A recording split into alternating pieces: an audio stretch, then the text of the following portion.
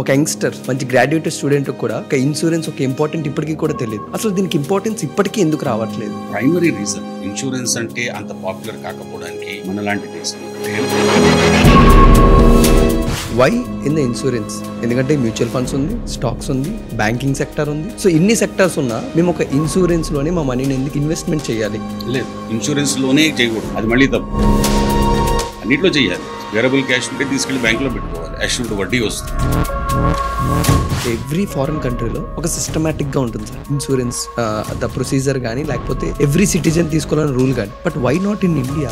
అంటే సిస్టమేటిక్ అంటే ఇగ్నోరెన్స్ అనేది ప్రపంచం అంతా. ఎక్స్పీరియన్స్ అయ్యి 1-2 సార్లు పడితే గానీ తెలియదు. జనరల్గా అందరికీ వచ్చే ఎక్స్పీరియన్స్ ఇది. First time nobody becomes a wizard. ఇప్పుడున్న పీపుల్స్కి మెయిన్గా వాళ్ళు తెలుసుకోవాల్సింది ఒక minimum basic knowledge on the insurance. అంటే వాళ్ళు తెలుసుకోవాల్సినవి ఏంటంటే సార్ మెయిన్గా అంటే ముందు I think people human life most important. మన లైఫ్కి సంబంధించినంత మటుకు 2 రకాల ఇన్సూరెన్స్ చాలా ఇంపార్టెంట్. ఒకటి వచ్చేసి ఇండియన్ ఆడియన్స్కి చాలా పెద్ద క్వశ్చన్ మార్క్ ఏంటంటే టర్మ్ ఇన్సూరెన్స్. అసలు లాంగ్ టర్మా షార్ట్ టర్మ్ తీసుకోవాలా? Short best, long term best? ఇన్సూరెన్స్లో దెర్ ఈస్ వన్ ప్రిన్సిపల్ ఏంటంటే అట్మోస్ట్ గుడ్ ఫెయిత్ అంటే. గుడ్ ఫెయిత్ అంటే నమ్మకం కదా. ఇన్సూరెన్స్ కడుతున్న ప్రతి ఒక్కరికి ఉన్న బిగ్గెస్ట్ నెగిటివ్ ఏంటంటే మధ్యలో ఏజెంట్ అనే వాళ్ళు ఎందుకు ఉంటారు? ఇన్సూరెన్స్ అనే సబ్జెక్ట్లో మనకి అవగాహన ఉండదు. అందుకని దాంట్లో మీకు ఇంటర్మీడియరీ ఉండాలి, అంటే మధ్యవర్తి. ఈ మధ్యవర్తి బ్రోకర్ కావచ్చు, ఈ మధ్యవర్తి ఏజెంట్ కావచ్చు.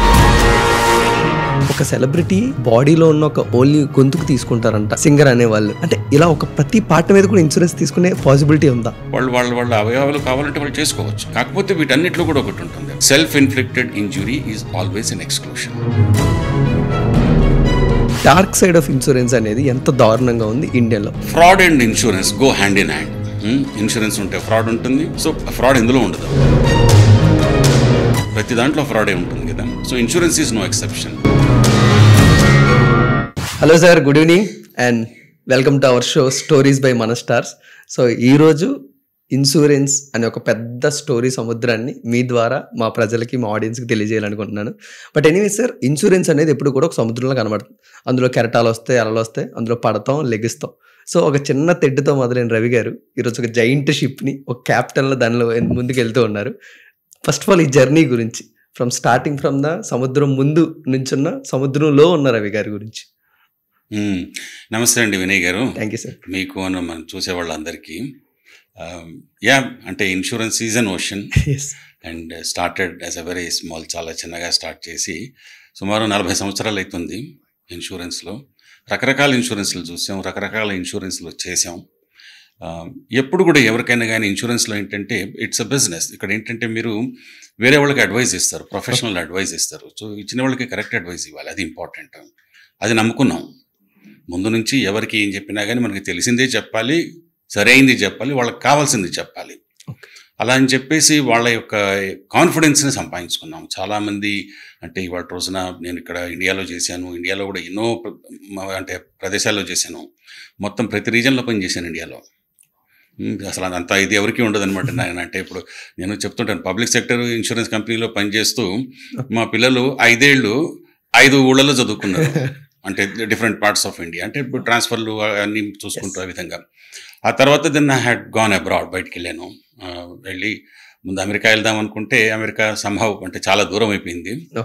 సో అప్పట్లో H1 వీసా వచ్చి కూడా దాన్ని నేను అంటే వాడుకోలేదు. ఎందుకంటే అంత దూరము ఆ రోజుల లోపల కష్టం ఉండదు. ఇప్పుడంటే అమెరికా వెళ్ళడం చాలా తేలిగ్గానే అప్పుడు ఇట్ వాజ్ వెరీ డిఫికల్ట్. అంటే కమ్యూనికేషన్ ఉండేది కాదు, వీడియో కాల్స్ ఉండేవి కాదు, స్కైప్ కూడా లేదు అప్పట్లో. ఐఎస్ డీల్ చేసుకోవాలి. సో దెన్ గల్ఫ్లో సెటిల్ అయ్యాను ఆ తర్వాత. And it has been a great experience. ఒక అడ్వాంటేజ్ ఏంటంటే గల్ఫ్లో ఉంటే మీకు సుమారుగా ఇండియాలో ఉండే అన్ని విధాలు ఉంటాయి అన్నమాట. ఇవే ఫ్లేవర్స్ ఉంటాయి మీకు. ఇవి మనకు కావాల్సిన ఆవకాయలు, మనకు కావాల్సిన పరాఠాలు, ఇలాంటివన్నీ అంటే ఇండియన్ రుచులు, ఇండియన్ టేస్ట్లు, ఇండియన్ మనుషులు, ఇండియన్ బుద్ధులు ముఖ్యంగా those are very important. So the challenges that you face, మనం ఏదైతే ఛాలెంజ్లు కానీ ఆపర్చునిటీలు కానీ ఇండియాలో చూస్తాము, ఇన్సూరెన్స్లో కానీ దేంట్లో అయినా కానీ ఇన్సూరెన్స్లో కూడా we face the same thing. So ఎందుకంటే ఆ విధంగా కొంచెము రిలేట్ చేసుకోవటం తేలిక అండ్ మనకి రిలవెన్స్ ఉండడం, అంటే మనం ఏం మాట్లాడినా కానీ రిలవెంట్గా ఉండాలి. అందుకని so I think, I'm quite equipped and experienced in terms of, insurance గురించి చెప్పాలంటే I like it. It's a passion for me. అంటే ఇన్సూరెన్సే కాదు, నాకు ఎవరేమడిగినా కానీ నాకు తెలిస్తే చెప్పాలని చెప్పేసి మహా తప్పని ఉంటుంది. Super sir. ఇన్సూరెన్స్ అనే సబ్జెక్ట్ గురించి ఇన్డెప్త్గా మనం మాట్లాడుకునే లోపు టిల్ దిస్ డేట్ ఒక యంగ్స్టర్, మంచి గ్రాడ్యుయేట్ స్టూడెంట్కి కూడా ఒక ఇన్సూరెన్స్ ఒక ఇంపార్టెంట్ ఇప్పటికీ కూడా తెలియదు. బట్ అసలు 40 years ఎక్స్పీరియన్స్ ఉన్న మీ జర్నీలో అసలు దీనికి ఇంపార్టెన్స్ ఇప్పటికీ ఎందుకు రావట్లేదు? అంటే చాలామందికి అర్థం కాదు ఇన్సూరెన్స్ అంటే ఏంటో. ఇప్పుడు ఎందుకంటే I think primary reason insurance అంటే అంత పాపులర్ కాకపోవడానికి మనలాంటి దేశంలో, అంటే మనము ఆర్ అంటే డెవలపింగ్ నేషన్, అందరి దగ్గర ఉండేది స్పేరబుల్, అంటే ఏదైతే ధనం ఏదైతే ఉంటుందో తక్కువ ఉంటుంది. అండ్ సాధ్యమైనంత మటుకు మనం దాన్ని దాచిపెట్టుకోవాలనుకుంటాం. మన నేచర్ ఏంటంటే మనము ఒకవేళ మనం ఏదన్నా డబ్బులు ఎక్కడన్నా ఇస్తే మళ్ళీ అది ఎంత పెరిగి మనకి వాపసు వస్తుంది. బ్యాంకుల్లో డబ్బులు పెడతాం, మళ్ళీ ఏదో వడ్డీ రూపంలో ఎక్స్ట్రా మనకి వాపసు వస్తుంది, సంతోషం, మన డబ్బులు మనకి వాపసు వచ్చినాయి. స్టాక్ మార్కెట్లో పెట్టాం, అక్కడ మోస్ట్లీ పెరిగి మనకి వాపసు వస్తుంది. ఎందుకంటే ఓవరాల్గా ఒక్కొక్కసారి ఒడిదుడుకులు ఉన్నా కానీ లాంగ్ రన్లో తీసుకుంటే స్టాక్ మార్కెట్లో వస్తుంది. సో అలా మీరు ఏం చేసినా కానీ మీకు ఎదురుగుండా ఒక వస్తువు రూపంలో ఏదన్నా కనిపిస్తుంది. ఇప్పుడు మీరు ఒక టీవీ కొనుక్కున్నారు, ఒక ఫ్రిడ్జ్ కొనుక్కున్నారు, ఒక కారు కొనుక్కున్నారు, బంగారం కొనుక్కున్నారు, ఇవన్నీ కూడా మీకు వస్తు రూపంలో మీకు కళ్ళ ముందు కనిపిస్తుంటాయి. అందుకని అదొక రకమైన తృప్తి ఉంటుంది.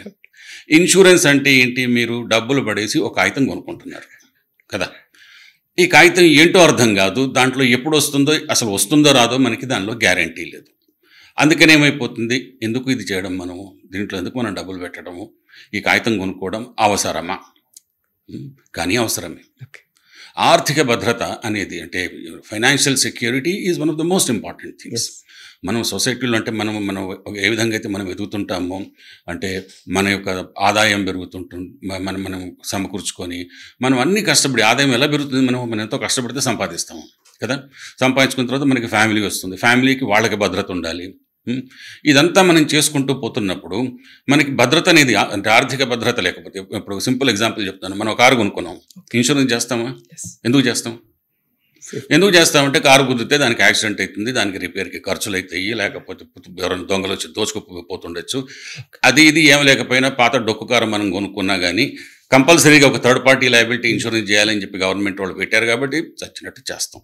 అది మనం అక్కడ అదేంటంటే రోజు మనకు కనిపిస్తూ ఉంటుంది, అందుకనే ఇచ్చేస్తాం. బట్ దాన్ని మనం తట్టుకునే ఉంటాయి అందులోపల. ఇప్పుడు కార్ అంటే దానివల్ల ఏదైతే రిపేర్లు అంటే మనం తట్టుకోవచ్చు, 50,000 60,000 ఎంతో వాట్ ఎవర్ మనీ మనం తట్టుకొని చేంజ్ చేసుకోవచ్చు. పెద్ద దగ్గర కాకపోతే గ్యారేజ్లో, చిన్న గ్యారేజ్లో వెళ్ళి చేయించుకోవచ్చు. బట్ దానికంటే తట్టుకోలేనివి చాలా ఉంటాయి.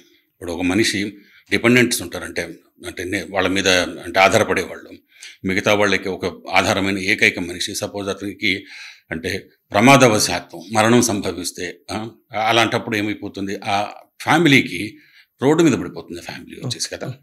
సో దానికి ఆర్థిక భద్రత కావాలి. అలాగే మనం ఎంతో డబ్బులు పెట్టి ఇల్లు కనుక్కుంటాం, పొరపాటున అక్కడ ఇంట్లోపల మంచిగా మనం వుడ్ వర్క్లు అవి ఇవి చేయించుకుంటాం, మనం ఇంట్లో లేనప్పుడు ఏదో ఎక్కడో షార్ట్ సర్క్యూట్ అయిపోతుంది, కాలిపోతుంది, రైట్. అదేమైపోతుంది, పూర్వం ఉండే వాటిలో ఇళ్లలో అంత ఉండేది కాదు ఈ విధంగా, అంటే ఏమంటారు ఈ ఫైర్ లోడ్ అలాంటివి, అంటే ఏదైతే మంటలకి అంటే కాలిపోయేది. బట్ ఇప్పుడు వచ్చే దాంట్లో మనం పెట్టుకునేవి కలర్ఫుల్ దాంట్లో అన్నీ ఇవే ఉంటున్నాయి. సో అది తట్టుకోలేం కదా, దానికి చాలా ఖర్చు అవుతుంది కదా. అవుతుందా అంటే అందరికీ కాదు, కొందరికి ఎప్పుడో అవుతుంది. అయినప్పుడు అప్పుడు తెలుస్తుంది బాధ. ఈ మధ్య మీరు వినే ఉంటారు, లాస్ ఏంజల్స్లో ఫైర్ అన్నారు, మీకు తెలుసు కదా, మీరు చదివే ఉంటారు చాలా చోట్ల. పెద్ద పెద్ద సినిమా యాక్టర్లు $millions వాళ్ళ విల్లాస్, అందులో అమెరికాలో ఇల్లు అంటే చెక్కలతో కడతారు, ఇనుము చెక్క ఇంత జిప్సము ఇవి కలిపితే, అక్కడ కర్ర ఇది సిమెంట్ ఉండదు, కాంక్రీట్ ఉండదు, రాళ్ళు ఉండవు, రప్పలు ఉండవు, ఏమీ ఉండవు. సో అక్కడ ఏమన్నా కానీ ఏ మూల ఎక్కడ ఇమ్మీడియట్గా ఫైర్ వచ్చేస్తే మొత్తం ఇల్లంతా కాలిపోతుంది. వాళ్ళు మిలియన్స్ అంత సంపాదించి అంత డెవలప్డ్ నేషన్లో ఉన్నా కానీ వాళ్ళు ఇన్సూరెన్స్ చేసుకోలేదు. సో తట్టుకోలేరు.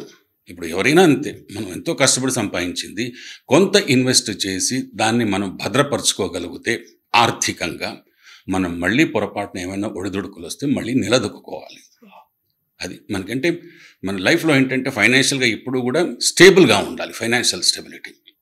Beautiful sir. సార్ ఇప్పుడు మీరు చెప్పినట్టే ఇన్సూరెన్స్ ఇన్వెస్ట్మెంట్ అనేది చాలా బ్యూటిఫుల్ థింగ్, మనం తప్పకుండా చేయాలని మీరు చెప్పారు.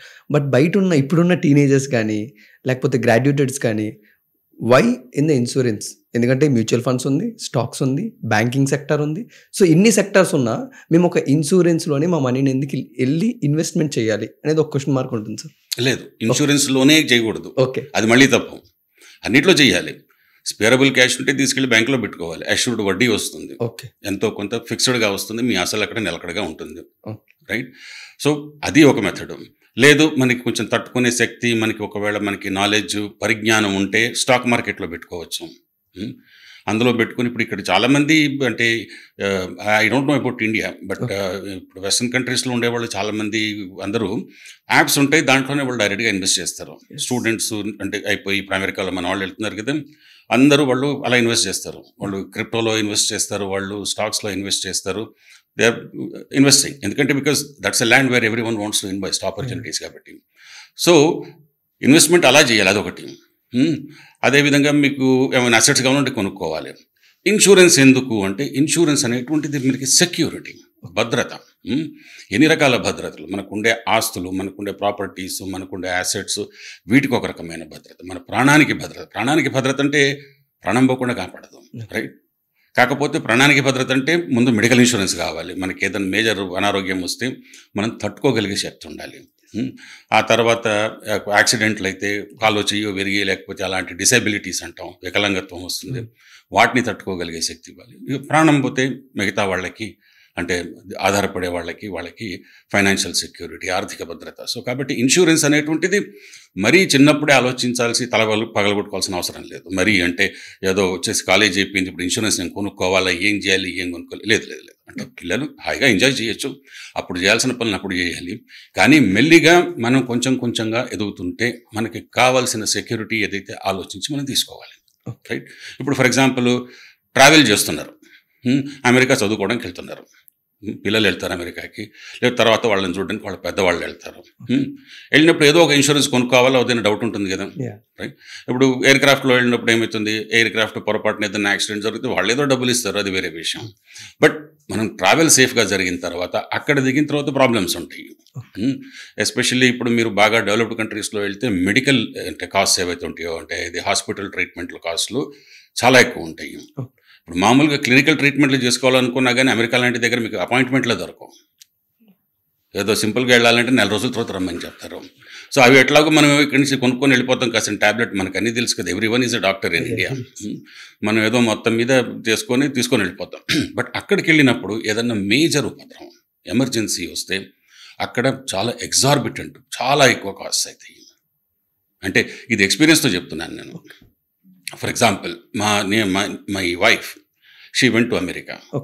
ప్రాబ్లం ఏమీ లేదు, she was aged at around ఒక 55 ఏళ్ళ కంటే తక్కువ. అండ్ వెళ్ళిపోయి హాయిగా అంటే షీ వాజ్ దేర్ విత్ మా పిల్లలతో ఉంటూ, నేను లేను. One fine day suddenly she has got a brain stroke. లక్కీగా పిల్లలు ఇమీడియట్గా ఐడెంటిఫై చేశారు కాబట్టి అక్కడి నుంచి తీసుకొని ఆఖరికి హెలికాప్టర్ అంబులెన్స్లో తీసుకెళ్ళి ఒక పెద్ద హాస్పిటల్లో షీ వాజ్ సర్వైవ్డ్, రైట్? మంచి ట్రీట్మెంట్ చేశారు.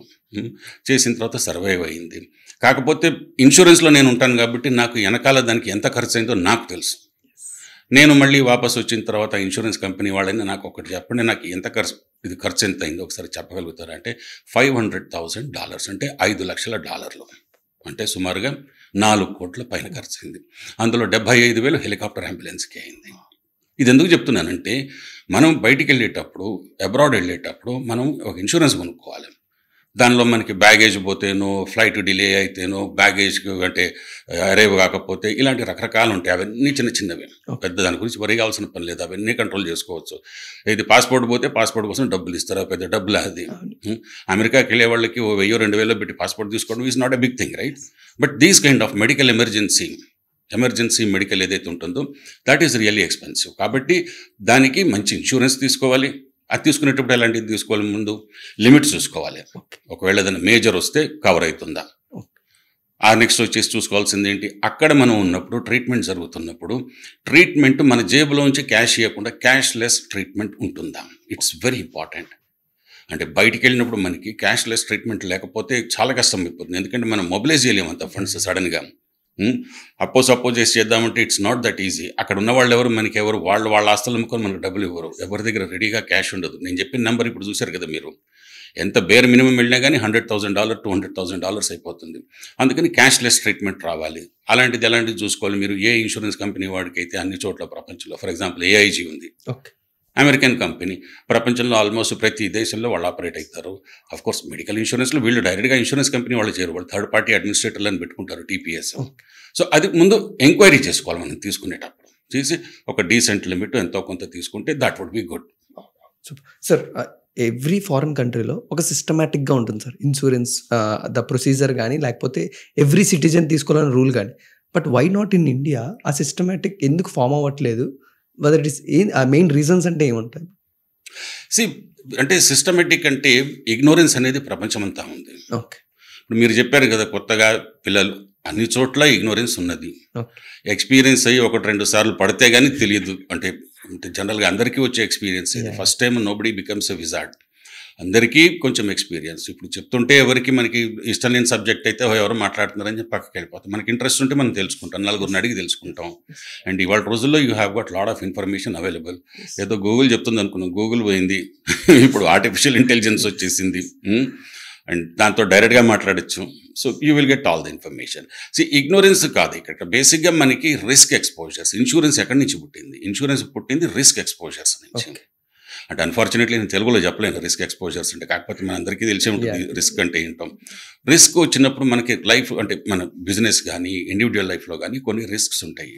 ఏం చేయాలి రిస్క్స్ని? మనం రిస్క్ అవాయిడ్ చేయాలి అంటే, ఫర్ ఎగ్జాంపుల్ మనకి వెళ్తే ఏ బస్సులోనో దేంట్లోనే కార్లోనో వెళ్తే యాక్సిడెంట్ అయితే అనవసరంగా తలకాయ నొప్పి అంటే ఏం చేయాలి? కారు కొనద్దు. ఇంకా అవాయిడ్ చేయాలంటే ఇంట్లోనే కూర్చోవాలి, బయటికి వెళ్ళొద్దు. సాధ్యమా? కాదు కదా. సో రిస్క్ అవాయిడెన్స్ అంటారు దాన్ని. రిస్క్ అవాయిడెన్స్ చాలా అంటే ఇంపాసిబుల్, వెరీ రేర్ సర్కమ్స్టెన్సెస్లో అంటే risk avoidance is a possibility. అంటే ఇప్పుడు ఒక విధంగా చెప్పాలంటే, అక్కడ రష్యాను యుక్రెయిన్ యుద్ధం అవుతుంది, మనం వెళ్ళి వేలు పెట్టాలంటే వేలు పెట్టద్దు, ఎందుకంటే మనకి రిస్క్ కాబట్టి. అంటే దట్ ఈజ్ పాసిబుల్ ఆ రేంజ్లో. బట్ ఇండివిజువల్ రేంజ్లో ఇట్స్ నాట్ పాసిబుల్. నెక్స్ట్ ఏంటి, మనకి రిస్క్ అవాయిడెన్స్ కాకపోతే మనం దాన్ని సహించగలమా? Tolerance. Can we observe that, right? ఇప్పుడు మనం క్రెడిట్ కార్డు ఉంటుంది, మనకి క్రెడిట్ కార్డులో కొంతమందికి 50,000 లిమిట్ ఉంటుంది, కొంతమందికి 50 లక్షల లిమిట్ ఉంటుంది. ఎక్కడన్నా ఏదన్నా దాని మీద ఫ్రాడ్ జరిగితే మరి పోతే అది లాస్ అవుతుంది కదా. అందుకని ఏం చేస్తాం మనం ఆన్లైన్ ట్రాన్సాక్షన్ చేసే క్రెడిట్ కార్డుల దాంట్లో తక్కువ లిమిట్ పెట్టుకుంటాం. అది మనకి తెలుసు, మనకి లిమిట్ అది 10 పెట్టుకోవాలా, 50 పెట్టుకోవాలా, 60 పెట్టుకోవాలా, 1000 పెట్టుకోవాలా, లక్షలు పెట్టుకోవాలా, అంత మట్టుకు మనకు ఓకే కదా. సో అది మన టాలరెన్స్. మనము ఇంకా ఏం చేయాలి? అది కాకపోతే మనకి ఇంకా ఎక్కువ రిస్క్ ఉంటే తీసి ఇంకోళ్ళకి అంటించాలి. That's called risk transfer. ఇంగ్లీష్లో they call it as risk transfer. అంటే మనకున్నది తీసుకెళ్ళి ఇంకోళ్ళకి అంటించేస్తే మనం పీస్ఫుల్గా ఉండొచ్చు. మరి ఎవరికి అంటించాలి? సో దానికి ప్రొఫెషనల్స్ ఉన్నారు, ఇన్సూరెన్స్ ఉన్నది. సో దీనికి వెళ్ళి మీరు ఇన్సూరెన్స్ తీసుకున్నారనుకోండి, మీ రిస్క్ని వాళ్ళు ట్రాన్స్ఫర్ చేసుకుంటారు. ఇప్పుడు మీ కార్కి మీరు ఇన్సూరెన్స్ చేసుకుంటే యాక్సిడెంట్ అయితే వాళ్ళు డబ్బులు ఇస్తారు. మీ మెడికల్ ఎక్స్పెన్సెస్ కోసం మీరు ఇన్సూరెన్స్ తీసుకుంటే ఒకవేళ ప్రాబ్లం వస్తే వాళ్ళు బేర్ చేస్తారు. మీ ఇంటికి మీరు ఇన్సూరెన్స్ తీసుకుంటే ఏమన్నా అయితే వాళ్ళు బేర్ చేస్తారు. మీ లైఫ్కి మీరు ఇన్సూరెన్స్ తీసుకుంటే ఇది ప్యూర్ రిస్క్ అన్నట్టుగా కాదు, కానీ మీకు ఏదైతే ఎక్స్పెక్ట్ చేసిన ఫైనాన్షియల్ సెక్యూరిటీ మీకు పైన డిపెండ్ అయ్యే వాళ్ళకి వాళ్ళు ఇస్తారు. So and globally this is an accepted phenomena. Risk transfer చేయగలిగితే చెయ్యి, ఓకే, మనం హైగా ఉండాలి అంత. కాకపోతే everything has got a cost, అది చూసుకోవాలి. ఇక్కడ మనకి కొంచెం కన్ఫ్యూషన్ వస్తుంది. సో కాబట్టి మీరు రిస్క్ అనేది మీరు మాట్లాడినప్పుడు ఇది చేస్తే నాకేం వస్తుంది అంటే ఏమి వాపస్ ఇమ్మీడియట్గా ఏమీ రాదు. ఎన్నోసార్లు మనం కాంట్రిబ్యూట్ చేయొచ్చు, మనకేమీ రాదు. ఎందుకంటే ఆ రిస్క్ అయిందనుకోండి, ఆ సంఘటన సంభవిస్తే వస్తుంది, సంభవించకపోతే గొడవ కొట్టించున్నాం, అంతే కదా. అట్లా అని చెప్పేసి మనం చేయలేదనుకోండి ఏమవుతుంది అంటే మనకు వచ్చినప్పుడు ఎవరు మనకి హెల్ప్ చేయరు కదా. అది ఎస్, బ్యూటిఫుల్ సార్. బట్ మన ఇండియాలోని డిఫరెంట్ టైప్స్ ఆఫ్ ఇన్సూరెన్స్ అంటారు, వెహికల్ అంటారు, హెల్త్ అంటారు, టర్మ్ అంటారు. బట్ మెయిన్గా ఇప్పుడున్న పీపుల్స్కి మెయిన్గా వాళ్ళు తెలుసుకోవాల్సింది ఒక minimum basic knowledge on the insurance. అంటే వాళ్ళు తెలుసుకోవాల్సినవి ఏంటండి సార్? మెయిన్గా అంటే ముందు I think people, human life is most important. మానవ జీవితం అనేటువంటిది అది అన్నిటికంటే చాలా ఇంపార్టెంట్. సో కాబట్టి మనకి మన లైఫ్కి సంబంధించినంత మటుకు 2 రకాల ఇన్సూరెన్స్ చాలా ఇంపార్టెంట్. ఒకటి వచ్చేసి మెడికల్ ఇన్సూరెన్స్, ఇంకొకటి వచ్చేసి లైఫ్ ఇన్సూరెన్స్. మెడికల్ ఇన్సూరెన్స్ ఎందుకు చేస్తాం అందరికీ తెలుసు. మనం చేయకపోతే ఒక్కోసారి గవర్నమెంట్ వాళ్ళు కూడా ఏదో ఇస్తారు, ఆరోగ్య భద్రత, ఆరోగ్య బీమా, ఏదో రకరకాల పేర్లు పెడతారు. చీఫ్ మినిస్టర్ పేరు అంటారు, prime minister, what ever it is. At the end of the day this is some kind of insurance, ఒక పూల్ ఆఫ్ ఫండ్స్. ఇన్సూరెన్స్ అంటే ఏంటి? అందరి దగ్గర నుంచి వసూలు చేసి ఒక పూల్ క్రియేట్ చేసి బాధితులైన కొంతమందికి ఇవ్వడం. ఇది యాక్చువల్గా this is the concept, primary concept of insurance. Right. Insurance company వాళ్ళు కూడా వాళ్ళ జేబులోంచి ఏమి ఇయ్యరు. అందరి దగ్గర నుంచి కలెక్ట్ చేసుకునేది ఏదైతే ప్రీమియం అంటామో ఒక ఫండ్ క్రియేట్ అవుతుంది, అందులోంచి బాధపడ్డ కొంతమందికి ఇస్తారు. ఇదంతా కష్టపడుతున్నందుకు వాళ్ళ జేబులో కొంత వెళ్తుంది. అది దట్స్ హౌ దే సర్వైవ్. అలా కాకుండా ఇఫ్ సపోజ్ గవర్నమెంటే కనుక సపోర్ట్ చేసేసి గవర్నమెంటే ఫండ్ క్రియేట్ చేసింది అనుకోండి, యాజ్ పార్ట్ ఆఫ్ దర్ అంటే వాళ్ళ ఏమంటారు సొసైటీకి వాళ్ళు చేయాల్సింది బాధ్యత గవర్నమెంట్కి కదా. సో అదొక ఫండ్ ఉంటుంది, అది కొంతమందికి ఇస్తాం. సో ఫస్ట్ వచ్చేసి నేను చెప్పినట్టుగా మెడికల్ ఇన్సూరెన్స్ ఇంపార్టెంట్. ఎందుకంటే with every day passing day కొత్త అంటే మందులు కనిపెడుతున్నాము, దానితో కొత్త రోగాలు వస్తున్నాయి. అలాగే కనిపెట్టిన వాటికి ట్రీట్మెంట్ కాస్ట్ కూడా పెరుగుతుంది, ఇన్ఫ్లేషన్ ఉంది, మోడర్న్ టెక్నిక్స్ వచ్చినాయి. నొప్పి తెలియట్లేదు కానీ డబ్బుల నొప్పి ఎక్కువ తెలుస్తుంది. అంటే ఇవాళ రోజున ఒక ఏదన్నా చేస్తే ఆపరేషన్ నొప్పి లేకుండా చేస్తున్నారు, బిల్లు కట్టేటప్పుడు అసలు నొప్పి తెలుస్తుంది. సో కాబట్టి దట్స్ అన్ ఇంపార్టెంట్ థింగ్. ఇది ఎవరికన్నా కావచ్చు. అండ్ మీరు చూస్తున్నారు ఈ మధ్య ఎంతో మంచి అంటే చిన్న వయసులో ఉండేవాళ్ళు మంచిగా వెళ్ళి ఇది చేస్తుంటారు, అంటే జిమ్ చేసేవాళ్ళు, అది చేసేవాళ్ళు, హార్ట్ అటాక్లు వస్తున్నాయి. అంటే యూ కెన్ సీ, అంటే మనం ఇవి చేస్తే దీనికి గ్యారంటీ ఉంటుంది అని లేదు. ఇప్పుడు మనకు బాగా డబ్బులు ఉంటే అది వేరే విషయం, మనం సొంత డబ్బులు పెట్టేసి వెళ్ళేసి ట్రీట్మెంట్ చేయించుకోవచ్చు. బట్ మనం మామూలు అంటే ఒక మన దగ్గర స్థిమితం అంటే ఏమంటారు, ఒక లిమిటెడ్ మన దగ్గర ఆదాయం ఉందనుకోండి, అలాంటప్పుడు మనం ఇది పెట్టుకోవాలి, మనం ఇన్సూరెన్స్ కొనుక్కోవాలి. ఎందుకంటే ఎప్పుడైతే అవసరం వస్తుందో అప్పుడు ఇట్ ఈస్ అంటే అప్పుడు తెలుస్తుంది మనకి, అంటే మనకి so you get the right treatment, మంచి హాస్పిటల్కి వెళ్ళొచ్చు, మంచి ట్రీట్మెంట్ చేయించుకోవచ్చు. అప్పుడు దేనికి వెనక ముందు చూసుకోకర్లేదు. గవర్నమెంట్ హాస్పిటల్లో వెళ్ళి వీళ్ళని బతిలాడి అక్కడ బెడ్ లేదు, ఇది లేదు అని చెప్పేసి అంటే ఒక్కోసారి అవుతుంటుంది కదా. ఐఎమ్ నాట్ సేయింగ్ అది నార్మల్ కాదు, అంటే ఇలాంటి ఎక్స్పీరియన్స్లు అందరికీ ఎప్పుడో ఒకసారి జరిగి ఉంటాయి కదా. సో మనకి ఆరోగ్యం బాగాలేనప్పుడు ఫస్ట్ కావాల్సింది ట్రీట్మెంట్, పీస్ఫుల్గా ట్రీట్మెంట్ కావాలి, దాంట్లో తలనొప్పులు ఉండకూడదు. అందుకని ఇన్సూరెన్స్ ఉంటే అది మంచిది. ఏ వయసుకి, అన్ని వయసులకి కావాలి. అవునా, చిన్న వయసులో అయితే మీరు జేబులో పెట్టి కొనుక్కోరు, తల్లిదండ్రులు కొంటారు కదా. ఆ తర్వాత ఒక ఏజ్ వచ్చిన తర్వాత మీకు ఒక ఆదాయం వచ్చిన తర్వాత, అంటే పిల్లల్ని అంటే నేను అడ్రస్సింగ్ ఫ్రమ్ చిన్నవాళ్ళ నుంచి పెద్దవాళ్ళకి అడ్రస్ చేస్తున్నాను. మన ఆదాయం వచ్చిన తర్వాత సొంతంగా కొనుక్కుంటాం. ఇంకొన్ని జనాలు పోయిన తర్వాత ఏం చేస్తాం, మన పెద్దవాళ్ళకి మనం కొని పెడతాం వాళ్ళ ఆదాయం లేనప్పుడు. So it is a continuous process. So medical insurance అనేటువంటిది కంటిన్యూస్ ప్రాసెస్, అండ్ ఇది అందరికీ కావాల్సిందే. And this is one area, అంటే ఇప్పుడు ఇండియాలో కనుక మీరు చూస్తే గత కొన్ని సంవత్సరాల్లో అన్నిటికంటే మోస్ట్ ఇంపార్టెంట్ ఎక్కువ ప్రీమియం ఎందులో వస్తుంది, మెడికల్ ఇన్సూరెన్స్లోనే వస్తుంది. అంతకుముందు వేరే ఉండేవి, ఎందుకంటే అందరికీ ఇది అవసరమైంది. ఇన్ఫ్యాక్ట్ మనం ఇండియాలో మెడికల్ ఇన్సూరెన్స్ ఏదైతే తీసుకుంటారో చాలా అంటే లిమిటెడ్గా తీసుకుంటాం. లిమిటెడ్గా అంటే కవర్ లిమిటెడ్గా తీసుకుంటాం. మోస్ట్లీ హాస్పిటలైజేషన్ కవరే ఉంటుంది, అవుట్ పేషెంట్ ట్రీట్మెంట్ ఉండదు.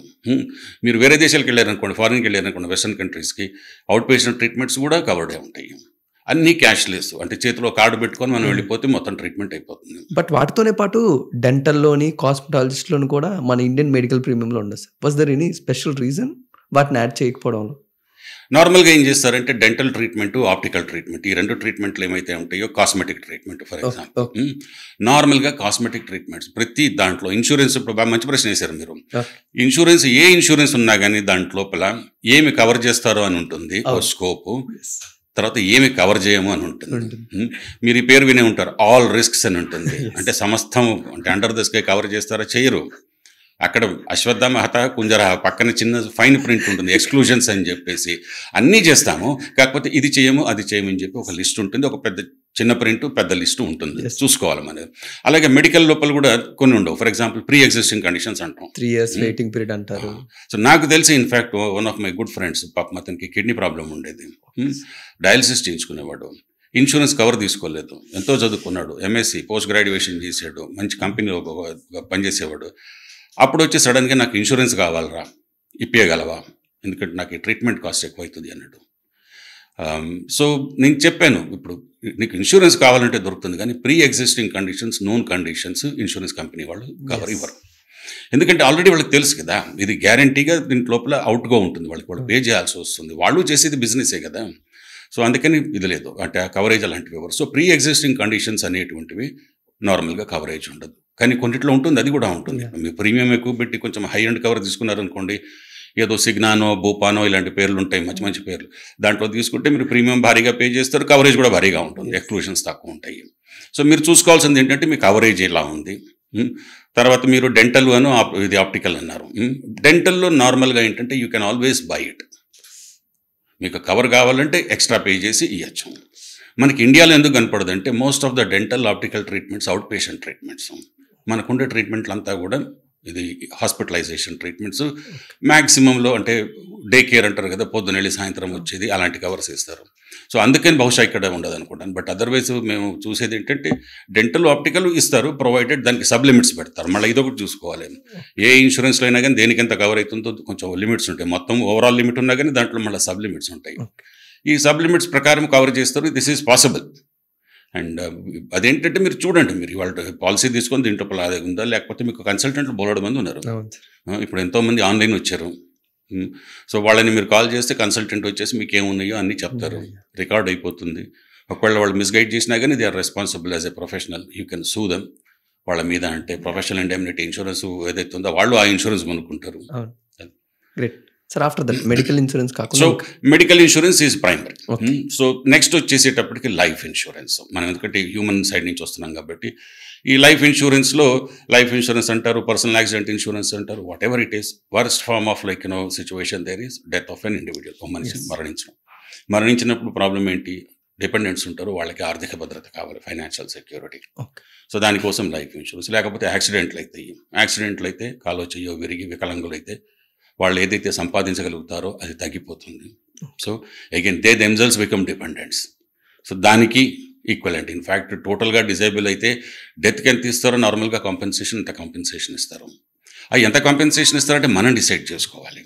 ఇప్పుడు నాకు నెలకి 1,00,000 రూపాయలు జీతం వస్తుంది అనుకోండి, నేను సపోజ్ ఎంత తీసుకోవాలి అంటే మరి నేను కనీసం ఒక 30-40 లక్షలు తీసుకోవాలి. దట్ ఈస్ బేర్ మినిమం కదా. నాకు 1,00,000 రూపాయలు వస్తే నేను 2 లక్షలకో 3 లక్షలకో బీమా చేస్తే సరిపోదు కదా. అలాగని నేను 1,00,000 రూపాయలు నాకు జీతం వస్తుంటే నాకు ఒక 10 కోట్ల ఇన్సూరెన్స్ కావాలంటే ఆలోచిస్తాడు ఇన్సూరెన్స్ కంపెనీ వాడు, ఏదో ప్లాన్ చేస్తున్నాడు అని చెప్పేసి. సో లైఫ్ ఇన్సూరెన్స్లో ఏంటంటే బేసిక్గా మీకు డెత్, డిసేబిలిటీ ఏవి కవర్ అవుతాయి. దేనికి తోడు కొన్ని రైడర్లు ఉంటాయి. మీకు క్రిటికల్ ఇల్నెస్ రైడర్లు అంటారు. మీకు క్రిటికల్ ఇల్నెసెస్ ఏదైతే ఉంటాయో, స్ట్రోక్లు, క్యాన్సర్లు, ఇలాంటివన్నీ లిస్ట్ మీకు కావాలని దాంట్లో చూసుకోవచ్చు. ఇవి తీసుకుంటే అదేదైతే డిటెక్ట్ అయితే ఆ యొక్క ఏదైతే రుగ్మత ఏదైతే ఉంటుందో అది డిటెక్ట్ అయితే దానికి డబ్బులు ఇస్తారు. ఆ డబ్బులు యూజ్ చేసుకుని అంటే ట్రీట్మెంట్కి ఏమో రీయింబర్స్ చేస్తారు. అంటే ట్రీట్మెంట్కి ఎంత ఖర్చు అవుతుందో అది ఇస్తారు. ఇది అట్లా కాదు. ఇది ఆ ట్రీట్మెంట్ మెడికల్ ఇన్సూరెన్స్లో అవుతుంటే దీంట్లో ఈ డబ్బులు వస్తాయి వేరే విధంగా ఖర్చు పెట్టుకోవడానికి. సో అది ఒకటి. సో మెడికల్ ఇన్సూరెన్స్ అయిపోయింది, లైఫ్ ఇన్సూరెన్స్ అయిపోయింది. ఇక ఆ తర్వాత మిగిలిదంతా కూడా ఇక నాన్ లైఫ్ స్టఫ్. ఇవన్నీ ఇదంతా లైఫ్ హ్యూమన్ బీయింగ్స్ అంటే జీవం ఉండేవాటి. జీవం లేనివి కూడా అంటే వాటికి ఇన్సూరెన్స్ లేదా అంటే అవి చేసుకోవాలి కదా. అక్కడ మనకి అంటే ఆర్థిక భద్రత కావాలి, సెక్యూరిటీ కావాలి, రిస్క్ ఉంటుంది. సో దాంట్లో చాలా రకాల ఇన్సూరెన్స్లు ఉన్నాయి. ఇక అది మొదలు పెడితే మనకి ఎంతో అవుతుంది. బట్ బ్రీఫ్గా చెప్పాలంటే ముందు ప్రాపర్టీ ఇన్సూరెన్స్ అంటారు. ప్రాపర్టీ, ఇళ్ళు కావచ్చు, మాల్స్ కావచ్చు, షాప్స్ కావచ్చు, స్టాక్స్ కావచ్చు, anything is a property insurance. తర్వాత మరీన్ ఇన్సూరెన్స్ అంటారు. మరీన్ ఇన్సూరెన్స్ అంటే మరీన్లో మళ్ళీ 2 రకాలు. మరీన్లో షిప్స్ గట్రా ఏవైతే వెసల్స్ ఉంటాయో వాటి కవరేజ్కి ఒక రకమైన ఇన్సూరెన్స్. దాంట్లో తీసుకెళ్లే కార్గో ఉంటుంది కదా, ఈ గూడ్స్ ఏదైతే తీసుకెళ్తారో దానికి ఒక ఇన్సూరెన్స్, మరీన్ కార్గో అంటారు. ఈ కార్గో అనేటువంటిది షిప్స్లోనే కాదు, ట్రక్కుల్లో వెళ్తుంది, ట్రైన్లలో వెళ్తుంది, గూడ్స్ బళ్ళల్లో, ఎయిర్ క్రాఫ్ట్లో వెళ్తుంది. Everything comes under marine cargo insurance. అంటే ఈ అన్నిట్లో ఒకటే, ఏదైనా యాక్సిడెంట్ జరిగి దానికి ఏమైనా డ్యామేజ్ అయింది అనుకోండి, దాని వాల్యూ ప్రకారంగా డబ్బులు ఇస్తారు. ప్రతి ఇన్సూరెన్స్ లోపల కొన్ని ఇది ఉంటాయి అనమాట, ఏం కవర్ చేస్తాం, ఏమి కవర్ చేయం. నేను చెప్పాను కదా ఎక్స్క్లూజన్స్ అని చెప్పి. Plus there are few points like మీరు ఇది మీరు గమనించాలి. అంటే వారంటీస్ ఉంటాయి, అంటే మీరు ముందు ఇది చేయాలి. లైక్ ఇప్పుడు ఒక మాల్ తీసుకుందాం.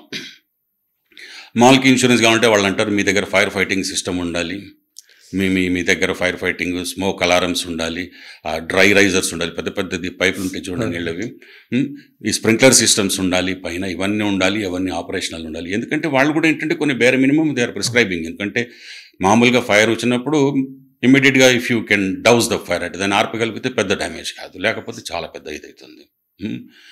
సో ఫైర్ ఇన్సూరెన్స్ అయింది, అంటే ప్రాపర్టీ ఇన్సూరెన్స్. తర్వాత మరీన్ ఇన్సూరెన్స్ అయింది.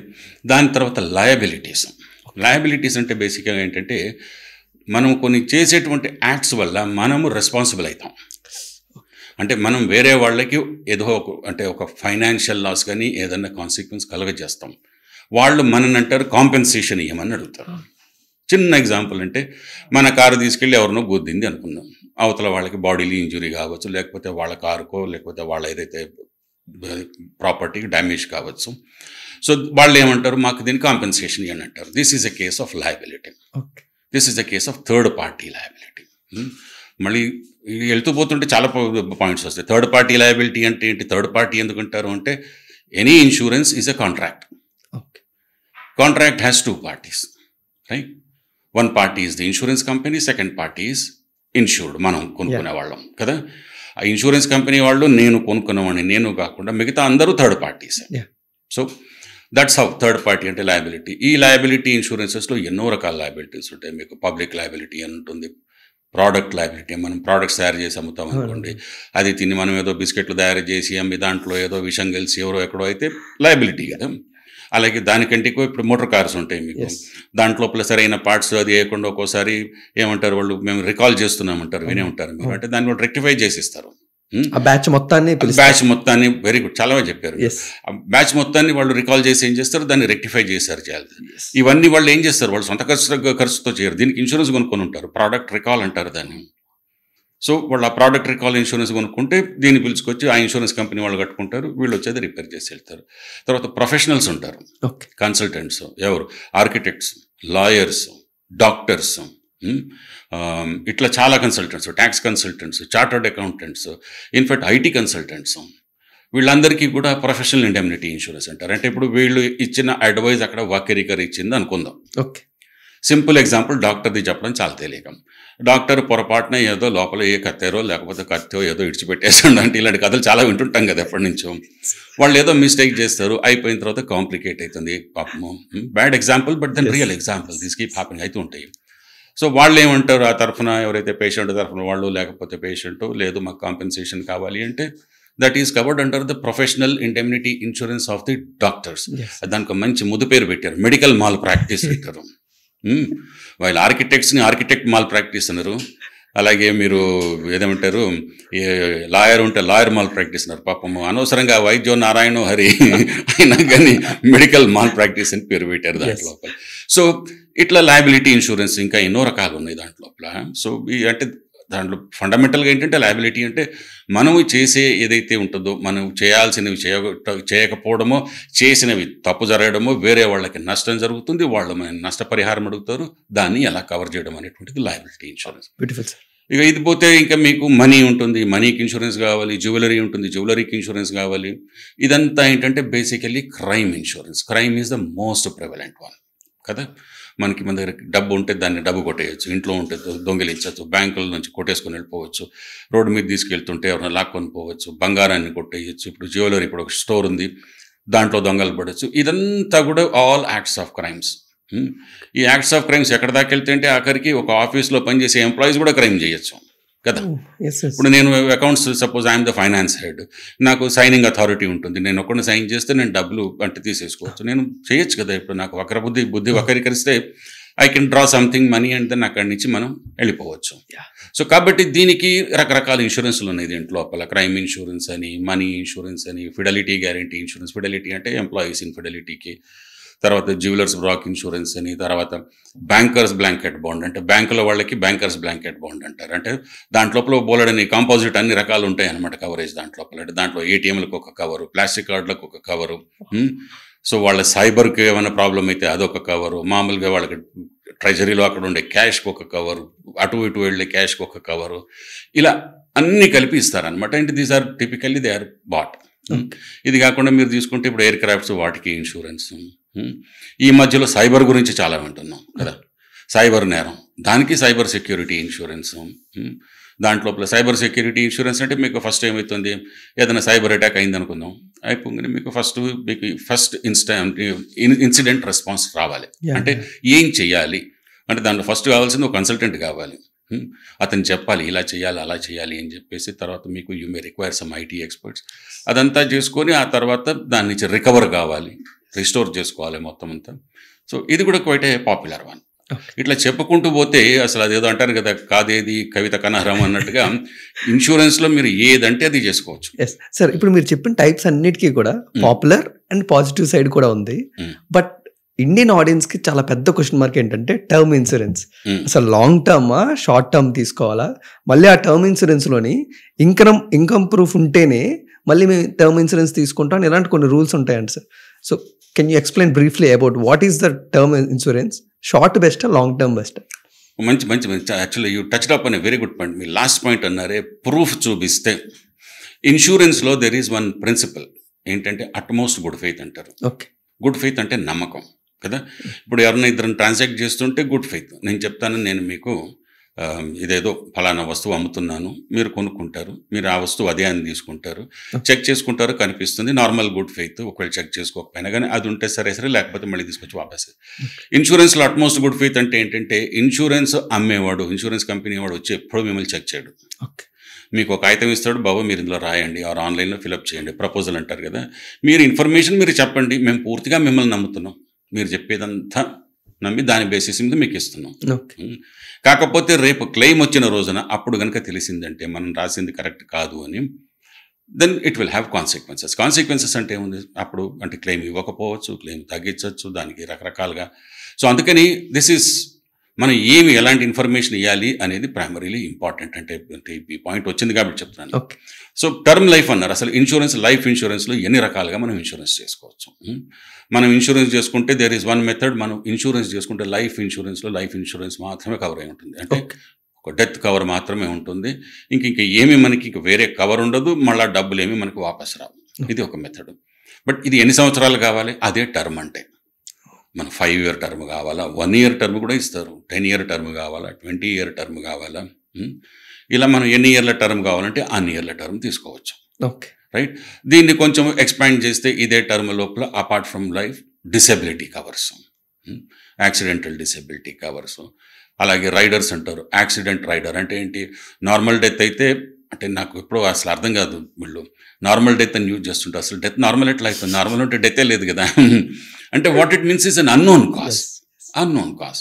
హార్ట్ అటాక్ వచ్చి చచ్చిపోతే నార్మల్ డెత్, అంటే టెక్నికల్గా మెడికల్గా ఆలోచిస్తే కాదు. సో బట్ యాక్సిడెంట్ అయితే అబ్నార్మల్ డెత్ అంటారు. సో కాబట్టి డిసీజ్ అంటే స్లోగా వస్తుంది, యాక్సిడెంట్ అయితే సడన్గా అవుతుంది తెలియకుండా. So therefore accidental death rider అంటారు. అంటే నార్మల్గా వచ్చే సమ్కి డబుల్ సమ్ ఇస్తారు. సమ్ అంటే ఏంటి, మనం ఎంత అనుకుంటే అంత, అంటే మనకి అంటే మనం అంత ఎంతకి ఇన్సూరెన్స్ చేయాలంటే. కాకపోతే ఇప్పుడు మీరే అన్నారు కదా, వాళ్ళు అడుగుతారు మీ జీతం ఎంత, మీ ఇన్కమ్ సోర్స్ లేదు అని. నార్మల్గా అంత డీటెయిల్డ్గా అడగరు, మీరు ఏదో చెప్పాలి. కాకపోతే డిపెండింగ్ అపాన్ మీ యొక్క ఫైనాన్షియల్ స్టేటస్ వాళ్ళు కూడా ఏం చేస్తారంటే మీ ఇన్సూరెన్స్ని మీరు మరీ ఎక్కువ అడిగితే ఇవ్వరు.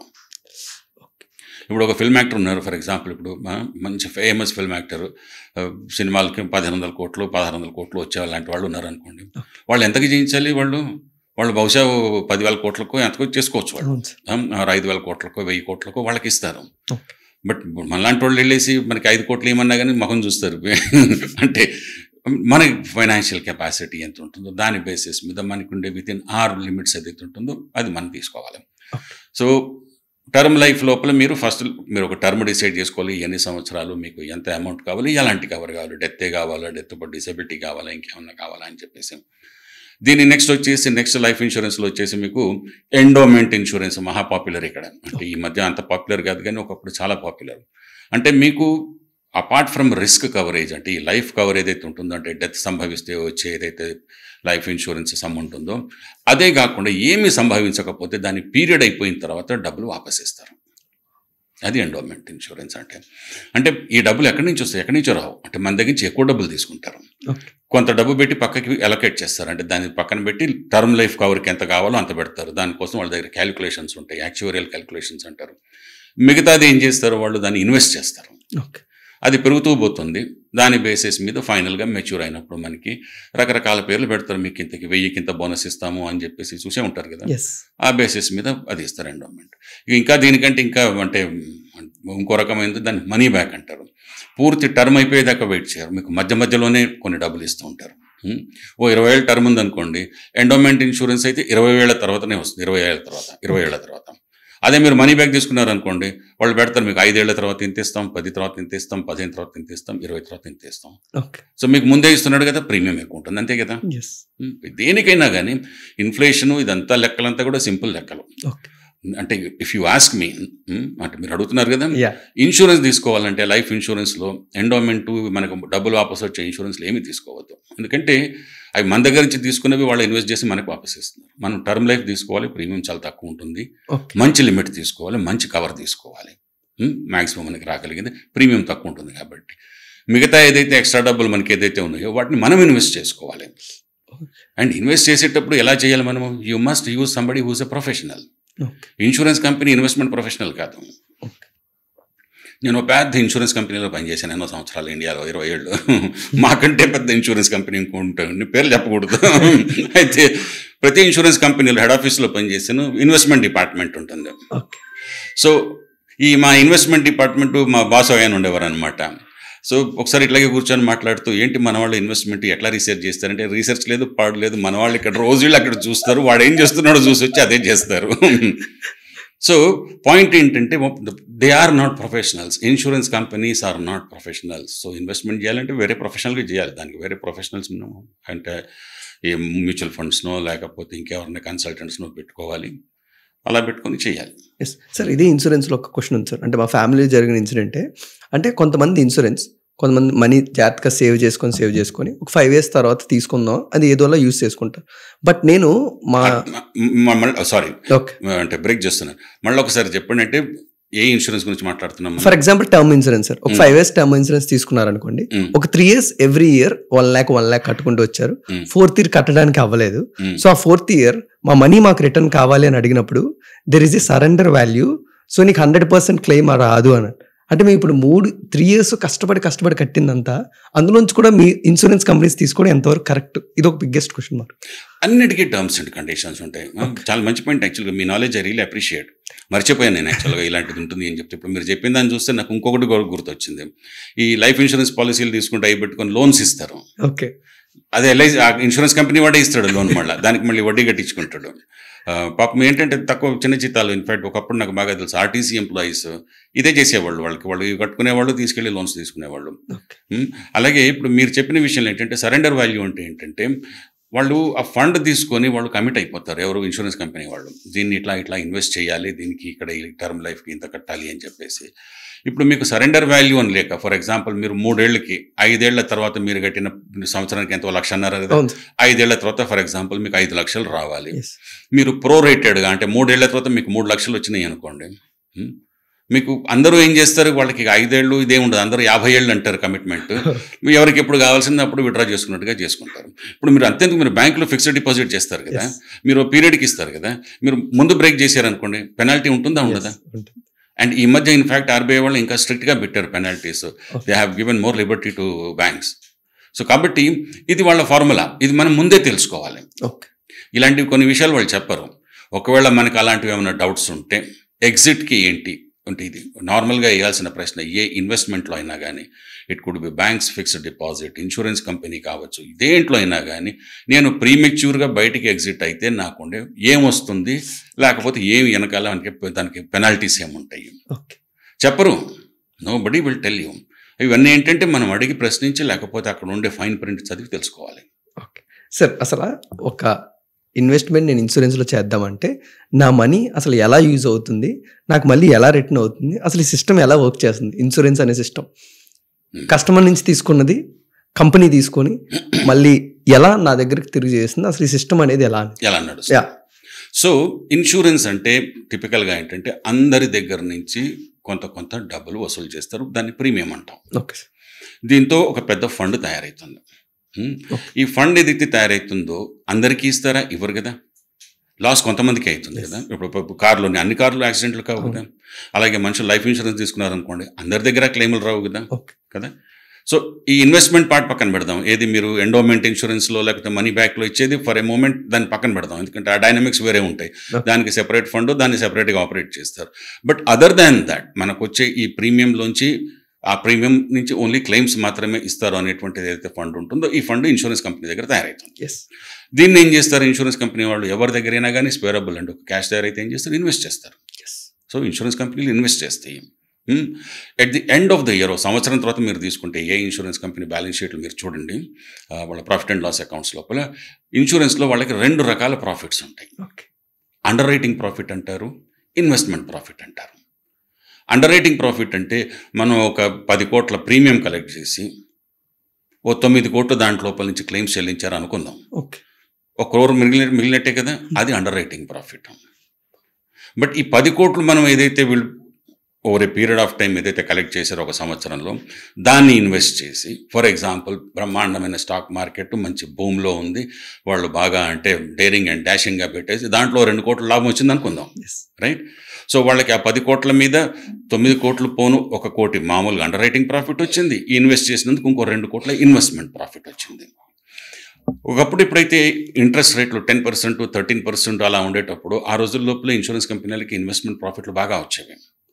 And in fact almost all insurance కంపెనీస్కి అండర్ రైటింగ్ లాసెస్ ఉండేవి. అంటే 10 కోట్ల ప్రీమియం కలెక్ట్ చేశారనుకోండి, 11 కోట్ల వాళ్ళు క్లెయిమ్లు ఇచ్చేవాళ్ళు.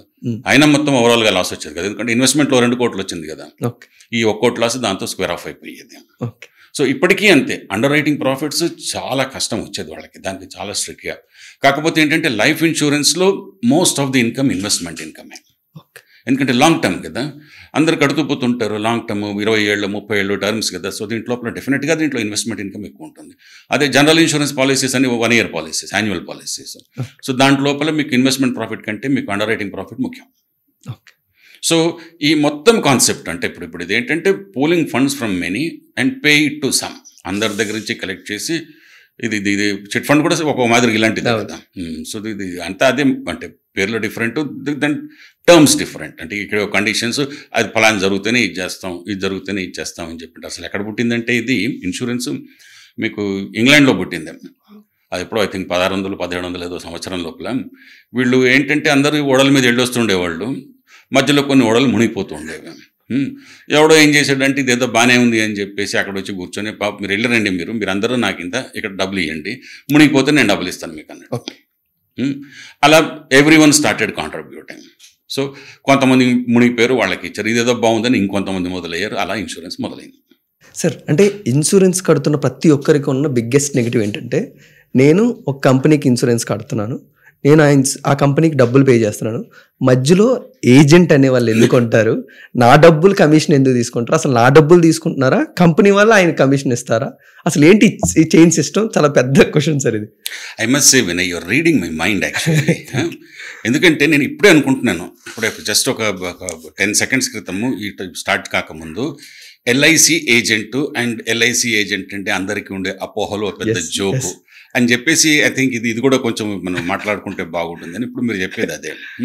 ఇప్పుడు ఇన్సూరెన్స్ అనేటువంటిది ఇట్లా ఏదైనా కొన్ని రకాల ఏవైతే ప్రొఫెషన్స్ ఉంటాయో, కొన్ని రకాల బిజినెస్లు ఉంటాయో, అవి చాలామందికి అర్థం చేయించాల్సిన అవసరం వచ్చినప్పుడు ఒక మధ్యవర్తి ఉంటే బాగుంటుంది. అంటే అవగాహన లేనిది అందరికీ ఎక్స్ప్లెయిన్ చేయాలి.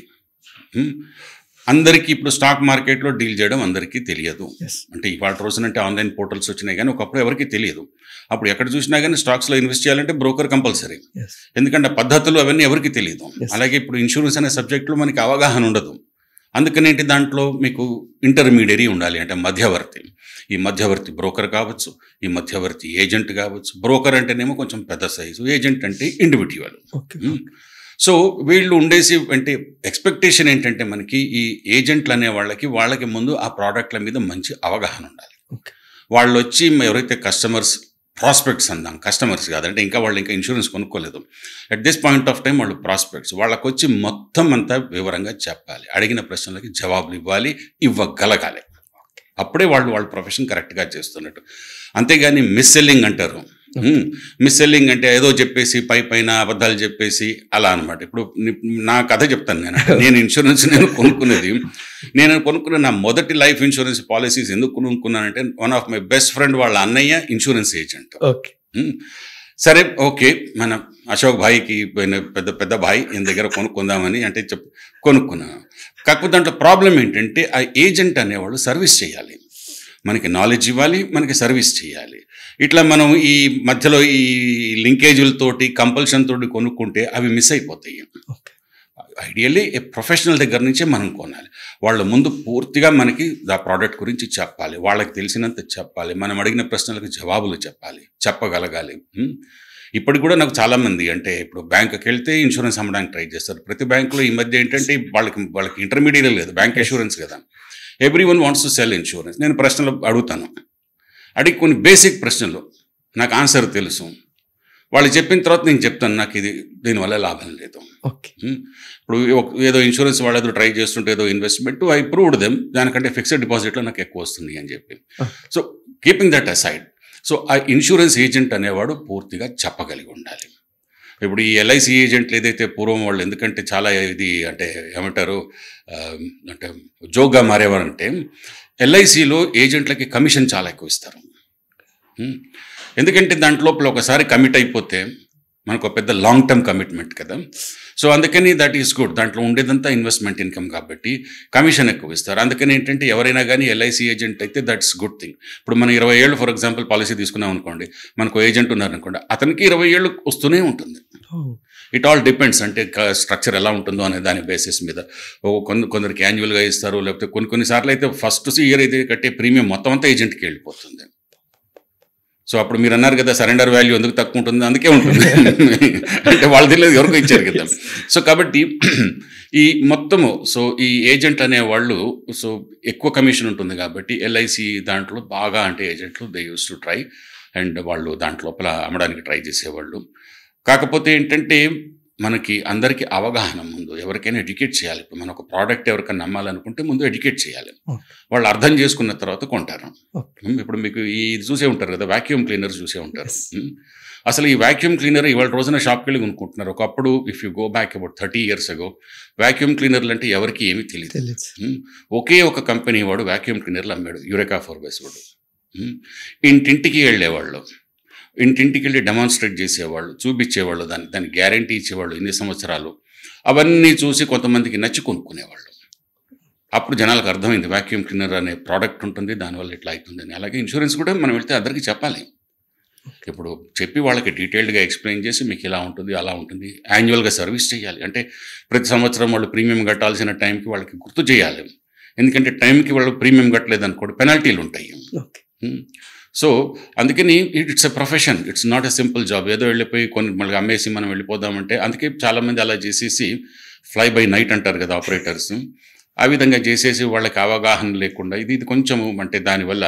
అండ్ ఇది ఇక్కడ ఇండియాలోనే కాదు, ప్రపంచంలో అంతటా ఉంటారు ఇలాంటి వాళ్ళు.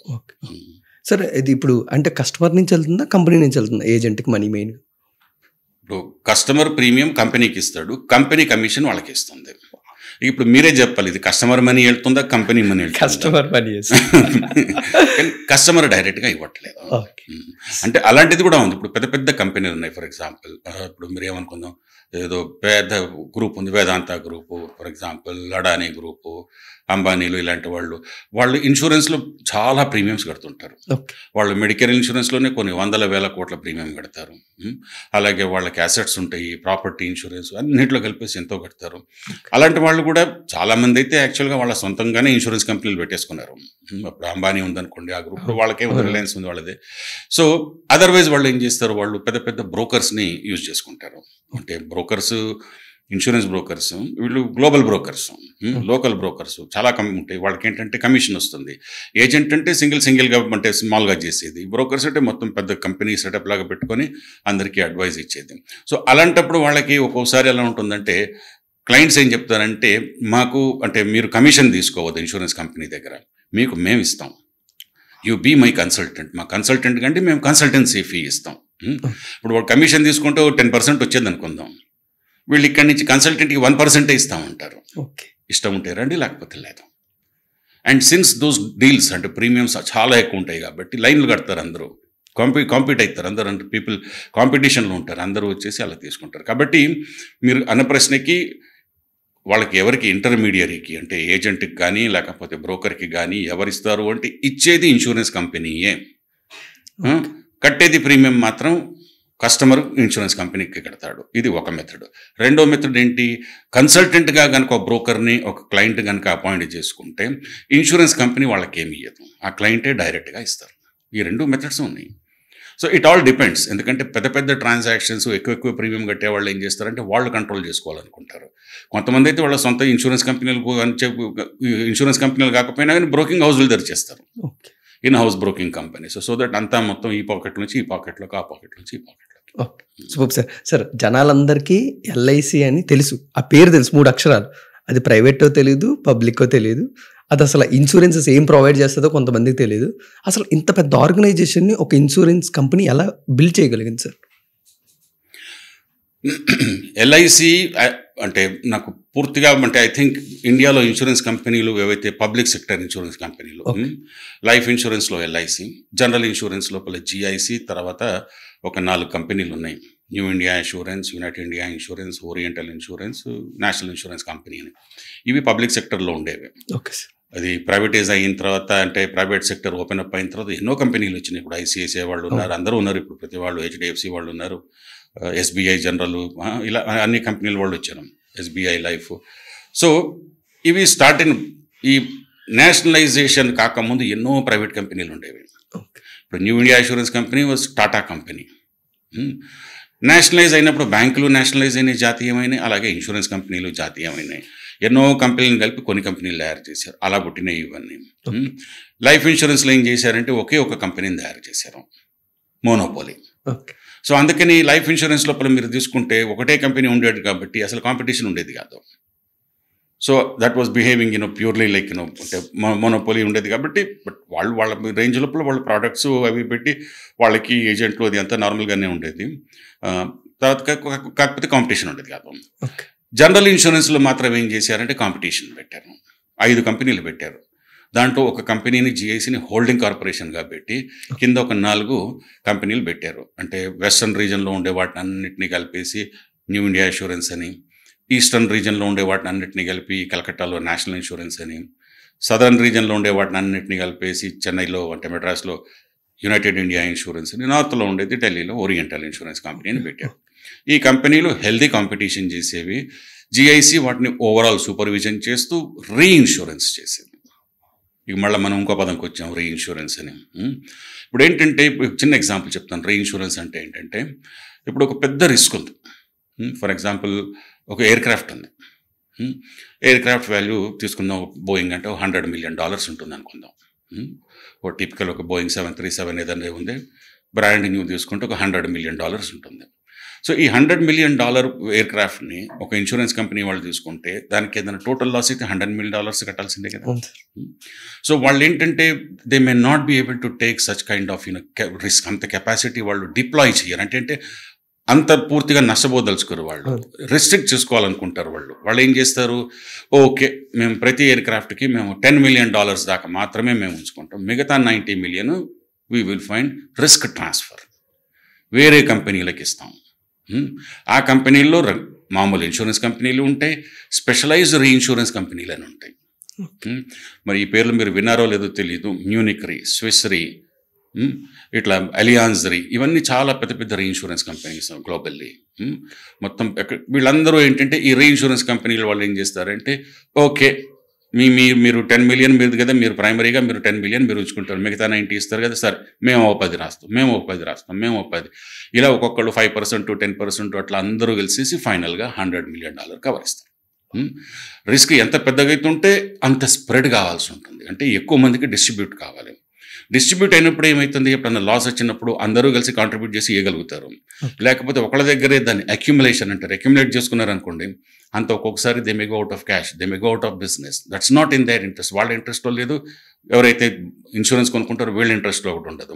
అలాగే లైఫ్ ఇన్సూరెన్స్లో కూడా రీఇన్సూరెన్స్ చేస్తారు. ఇప్పుడు పెద్ద పెద్ద హై నెట్వర్త్ ఇండివిజువల్స్, అర్థమైంది కదా, అంటే చాలా నెట్వర్త్ ఉండే ఇండివిజువల్స్ ఉంటారు కదా, పెద్ద పెద్ద పాలసీలు ఉంటాయి. సడన్గా ఇప్పుడు వాళ్ళు ఏదో 500 కోట్లు 600 కోట్లు 100 crores పాలసీ తీసుకున్నారనుకోండి, ఇన్సూరెన్స్ కంపెనీల వాళ్ళు దే డోంట్ వాంట్ టు అంటే ఎక్స్పోజ్ కాదలుచుకోరు అంత మటుకు.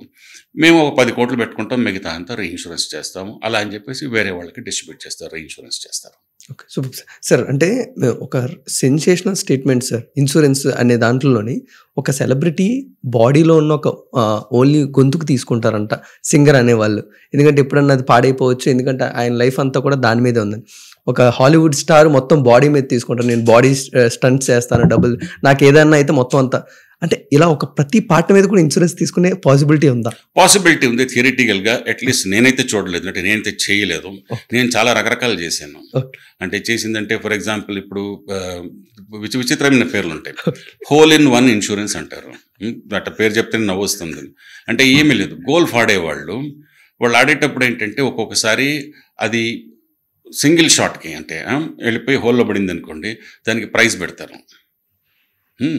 సో అలాంటి దానికి ఏంటంటే ఆ ప్రైజులు పెట్టడం నార్మలే, కాకపోతే ఇట్లా ప్రొఫెషనల్గా చేసేవాళ్ళు ఏం చేస్తారంటే they by insurance for that, దాన్ని హోల్ ఇన్ వన్ ఇన్సూరెన్స్ అంటారు. తర్వాత ఆఫ్టర్ ద ఈవెంట్ ఇన్సూరెన్స్, అంటే నవ్వొస్తుంది చదివితే ఆఫ్టర్ ద ఈవెంట్ అయిపోయిన తర్వాత ఇన్సూరెన్స్. ఇదేంటంటే లీగల్ కేసులో if you are getting into a legal case, మీ లీగల్ కేసు కనుక మీకు ఎగనిస్ట్గా పోతుంది అంటే మీకు లాయర్ ఖర్చులు ఇవన్నీ వేస్ట్ అయిపోతాయి, మీకు రాదు అంటే దానికి కూడా యూ కెన్ బై ఇన్సూరెన్స్. తర్వాత మీరు ఏంటి ఇది మనము మర్జర్స్ అక్విజిషన్స్ అయితే మర్జర్స్ అక్విజిషన్స్ అయినప్పుడు ఒక కంపెనీ వాడు అంటాడు మాదంతా ఇంత బ్రహ్మాండం అని చెప్పేసి చూపిస్తాడు, అమ్మేవాడు కొనుక్కునేవాడు అది నమ్మి తీసుకుంటాడు. బట్ అది సరైనదేని గ్యారంటీ ఉండదు కదా. దానికి వారంటీస్ అండ్ ఇండెమ్నిటీస్, అంటే ఒకవేళ ఈ చెప్పినవి కనుక కరెక్ట్ కాక రేపు ఏదన్నా ఫర్ ఎగ్జాంపుల్ 10 కోట్లో 20 కోట్లదో ఒక ట్యాక్స్ నోటీస్ వచ్చింది అనుకుందాం, కొనుక్కున్న వాడికి అది పడుతుంది కదా, అది చెప్పలేదు కదా ఇక్కడ, that gets picked up under that. Similarly everything can be covered, these are all specialities ఇట్లా మీరు తీసుకుంటే. అట్లాగే ఇప్పుడు ఎవరైతే ఉన్నారో ఇప్పుడు మీరు చెప్పినట్టుగా ప్రొఫెషనల్ వాళ్ళ అవయవాలు కావాలంటే వాళ్ళు చేసుకోవచ్చు. కాకపోతే వీటన్నిటిలో కూడా ఒకటి ఉంటుంది, self inflicted injury is always an exclusion.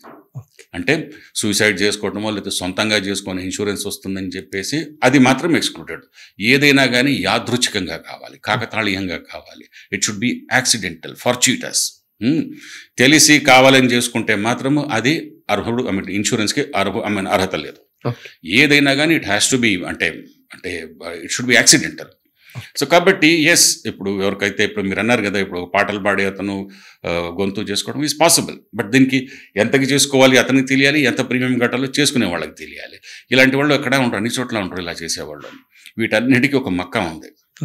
ఇలా చేయాలన్నా కానీ you have to go to Lloyds of London.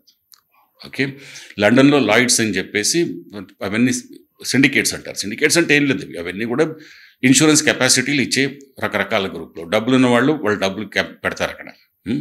వాళ్ళు ఏదైతే ఏమంటారు దాన్ని మీరు క్యాపిటల్ పెడతారు, ఆ క్యాపిటల్తో కెపాసిటీ ఇస్తారు. అంటే క్యాపిటల్తో కెపాసిటీ అంటే కొంచెం ఎలాబరేట్ చేస్తాను. ఇప్పుడు ఫర్ ఎగ్జాంపుల్ నా దగ్గర 10 కోట్లు ఉందనుకుందాం. సో నేనేం చేస్తానంటే నా దగ్గర 10 కోట్లు పెడుతున్నాను, ఇది నా కెపాసిటీ, ఇన్సూరెన్స్ దీంతో చేయండి. సో దీన్ని బట్టి మనం లివరేజ్ చేసుకుంటే ఒక 10 మందికి 10 కోట్లు చేయొచ్చు కదా, ఎందుకంటే అందరు 10 మందికి లాస్ రాదు కదా, ఎవరో ఒకరికే వస్తుంది కదా. అలా క్యాలిక్యులేషన్స్ ఉంటాయి. ఆ ప్రకారం చేసి ఆ వచ్చిన ప్రీమియంలో లాభం వస్తుంది కదా, అది నాకు ఇన్కమ్ అవుతుంది. ఇట్లా ఎంతోమంది ఇన్వెస్టర్లు ఏం చేస్తారంటే ఇట్లా ఈ లాయిడ్స్ అనే దగ్గర వాళ్ళవి ఒక రకరకాల, అంటే వాళ్ళకి ఇన్ఫాక్ట్ పేర్లు ఉన్నవని నెంబర్లతో ఉంటాయి అనమాట, సిండికేట్ నెంబర్స్ అట్లా కొంతమందికి పేర్లు పెట్టుకుంటారు. అక్కడ వాళ్ళు రీఇన్సూరెన్స్ చేస్తారు. సో వాళ్ళు ఇలాంటి స్పెషాలిటీ ఏదైతే ఉంటాయో, ప్రైజ్ ఇండెమ్నిటీ ఇన్సూరెన్స్, ఇదే హోల్ ఇన్ వన్ ఇన్సూరెన్స్ చెప్పాను కదా, గ్యాంబ్లింగ్కి కూడా ఇన్సూరెన్స్, శాటిలైట్కి ఇన్సూరెన్స్, ఇప్పుడు మీరు చెప్పే ఈ అవయవాలకి ఇలాంటి కొంతమంది స్పెషలిస్ట్ ఉంటారు దానికి, వాళ్ళే చేస్తారు. ఇక్కడ మనకి ఇండియాలో కూర్చొని హైదరాబాద్లో మనము ఆర్ ఇంకేదన్నా ముంబైలో కూర్చోనో ఢిల్లీలో కూర్చొనో మనం ఇన్సూరెన్స్ ఫలానది చేసుకుంటే ఎవరో ఇన్సూరెన్స్ కంపెనీ ఏజెంట్ వచ్చి మనకి ఇన్సూరెన్స్ కంపెనీ అది ఆ పాలసీ ఇవ్వచ్చు. అంటే ఇప్పుడు నేను నా మీసాలు చేసుకోవచ్చు ఫర్ ఎగ్జాంపుల్, అంటే ఎవరు ఇస్తారు అనుకుందాం నాకు. బట్ ఇది ఇక్కడ వీళ్ళు క్యారీ చెయ్యరు, ఆ రిస్క్ని వాళ్ళ జేబులో పెట్టుకోరేది. ఇది తీసుకెళ్ళి డైరెక్ట్గా అక్కడ అయితే ఎవరు ఉంటారు ఇది reinsurers, specialist reinsurers, it goes to them finally. So కాబట్టి everything is possible, there are many kinds of insurances. Sir almost insurance అనే ఒక సీలోని సగం మనం కవర్ చేసేసాం. బట్ మీరు అన్నట్టు ఇందాక యాక్సిడెంటల్గా ఎంతమంది క్లెయిమ్ చేసుకుంటున్నారు, ఇన్సిడెంట్స్ క్రియేట్ చేసి క్లెయిమ్ చేసుకున్న వాళ్ళు కూడా అంతమంది అయిపోతున్నారు. లైక్ ఫ్రాడ్స్టర్స్, ఫేక్ క్లెయిమ్స్, ఇవన్నీ కూడా ఎక్కువైపు. డార్క్ సైడ్ ఆఫ్ ఇన్సూరెన్స్ అనేది ఎంత దారుణంగా ఉంది ఇండియాలో. Fraud and insurance go hand in hand. Insurance ఉంటే ఫ్రాడ్ ఉంటుంది. సో ఫ్రాడ్ ఎందులో ఉండదు, ప్రతి దాంట్లో ఫ్రాడే ఉంటుంది కదా. So insurance is no exception. And maybe అంటే ఇన్సూరెన్స్లో ఇంకా తేలిక అనుకుంటాను, ఎందుకంటే ఇవన్నీ నీటి మీద రాతలు కదా, అంటే చెప్పాను కదా ఇవన్నీ కాగితాల మీద రాతలు, కాంట్రాక్ట్లు, ఫిజికల్గా ఏమి ఉండదు. ఇప్పుడు మీరు ఫిజికల్గా డబ్బులు పెట్టుకున్న ప్లాట్కి గ్యారంటీ ఉండదు, కనిపించేది రిజిస్ట్రేషన్ కాగితాలు ఉంటాయి, అదే కనిపించదు అక్కడ. సో ఇవి పూర్తిగా కాగితాలు. So fraud happens and fraud and corruption go hand in hand. అది ఇంకొక డబుల్ ఎడ్జ్ మళ్ళా. Where there is corruption there will be fraud. So కాబట్టి ఎంత ఉంటుంది అంటే ఇది ఇంత పర్సంటేజ్ అని చెప్పలేం. బట్ ఇన్సూరెన్స్ కంపెనీస్కి they have their own methods fraud detection లోపల. ఒక్కొక్కసారి ఏమైపోతుందంటే అమాయకులు బలవుతుంటారు ఈ ఫ్రాడ్ డిటెక్షన్లో. అంటే ఇప్పుడు ఒక్కోసారి ఎలా ఉంటుందంటే ఫ్రాడ్ చేసిన వాళ్ళు ఏమి నీట్గా క్లీన్గా మంచిగా అంటే వాళ్ళు మేనేజ్ చేయగలుగుతారు, ఏమి తెలియని వాడు అంత మేనేజ్ చేయలేకపోతాడు. సో అలాంటప్పుడు so there is a problem. And fraud ఇక్కడ మాత్రమే లేదు, ప్రపంచమంతా ఉంది. ఓకే. ఎక్కడ ఉండదు, ఎవ్రీవేర్. ఇప్పుడు ఫర్ ఎగ్జాంపుల్ ఇప్పుడు నేను ఒక దేశంలో ఉంటాను, అక్కడ పనిచేస్తాను. అక్కడ అగ్ని ప్రమాదం జరిగినా కానీ కారణం ఏంటి అంటే దానికి ఒకటే చెప్తారు, షార్ట్ సర్క్యూట్ అంటారు. షార్ట్ సర్క్యూట్ నాకు ఎన్నోసార్లు అంటే డౌట్ వస్తుంది. నేను అడుగుతాను, నేనంటే మీకు షార్ట్ సర్క్యూట్ అంటారు కదా, ఎలా తెలిసింది అంటారు. మాకు తెలియలేదు, మేము ఒక కన్సల్టెంట్ని పెట్టాము. వాళ్ళు ఏమంటారంటే ఫోరెన్సిక్ ఇన్వెస్టిగేటర్స్ని, వాళ్ళు వచ్చి చెప్పారు. నేను చెప్తాను, మొత్తం తగలబడిపోయింది అక్కడ. వైరు లేదు, ఆ బాక్సు లేదు, ఏమీ లేదు, మీకు అక్కడ బూడిద. ఈ బూడిదలో షార్ట్ సర్క్యూట్ అవుతుందని మీరు ఎలా చెప్పగలుగుతారు అంటే ఏమీ లేదు, సింపుల్ రీజన్ అక్కడ. It need not be short circuit, right? ఎవరన్నా అగిరాజ్ చేసి ఉండొచ్చు, అక్కడ అగ్గిపులు వేసి ఉండొచ్చు, సిగరెట్ వేసి ఉండొచ్చు, లేకపోతే ఎవరైతే ఇన్సూర్ చేశారో ఆ లోపల యాక్చువల్గా సరుకే లేకుండా ఏదో చెదారం పెట్టి కాల్ చేసి ఉండొచ్చు. ఫ్రాడ్ కదా, డబ్బులు వస్తాయి కదా, జరుగుతూనే ఉంటాయి day in day out. So insurance కంపెనీల వాళ్ళు దే ఆర్ లైక్ వాళ్ళు ఏం చేస్తారంటే వాళ్ళ ఫ్రాడ్ డిటెక్షన్ కోసం సాధ్యమైనంత వాళ్ళు ప్రయత్నం చేస్తారు. సో లీగల్ ప్రొటెక్షన్ ఉంటుంది.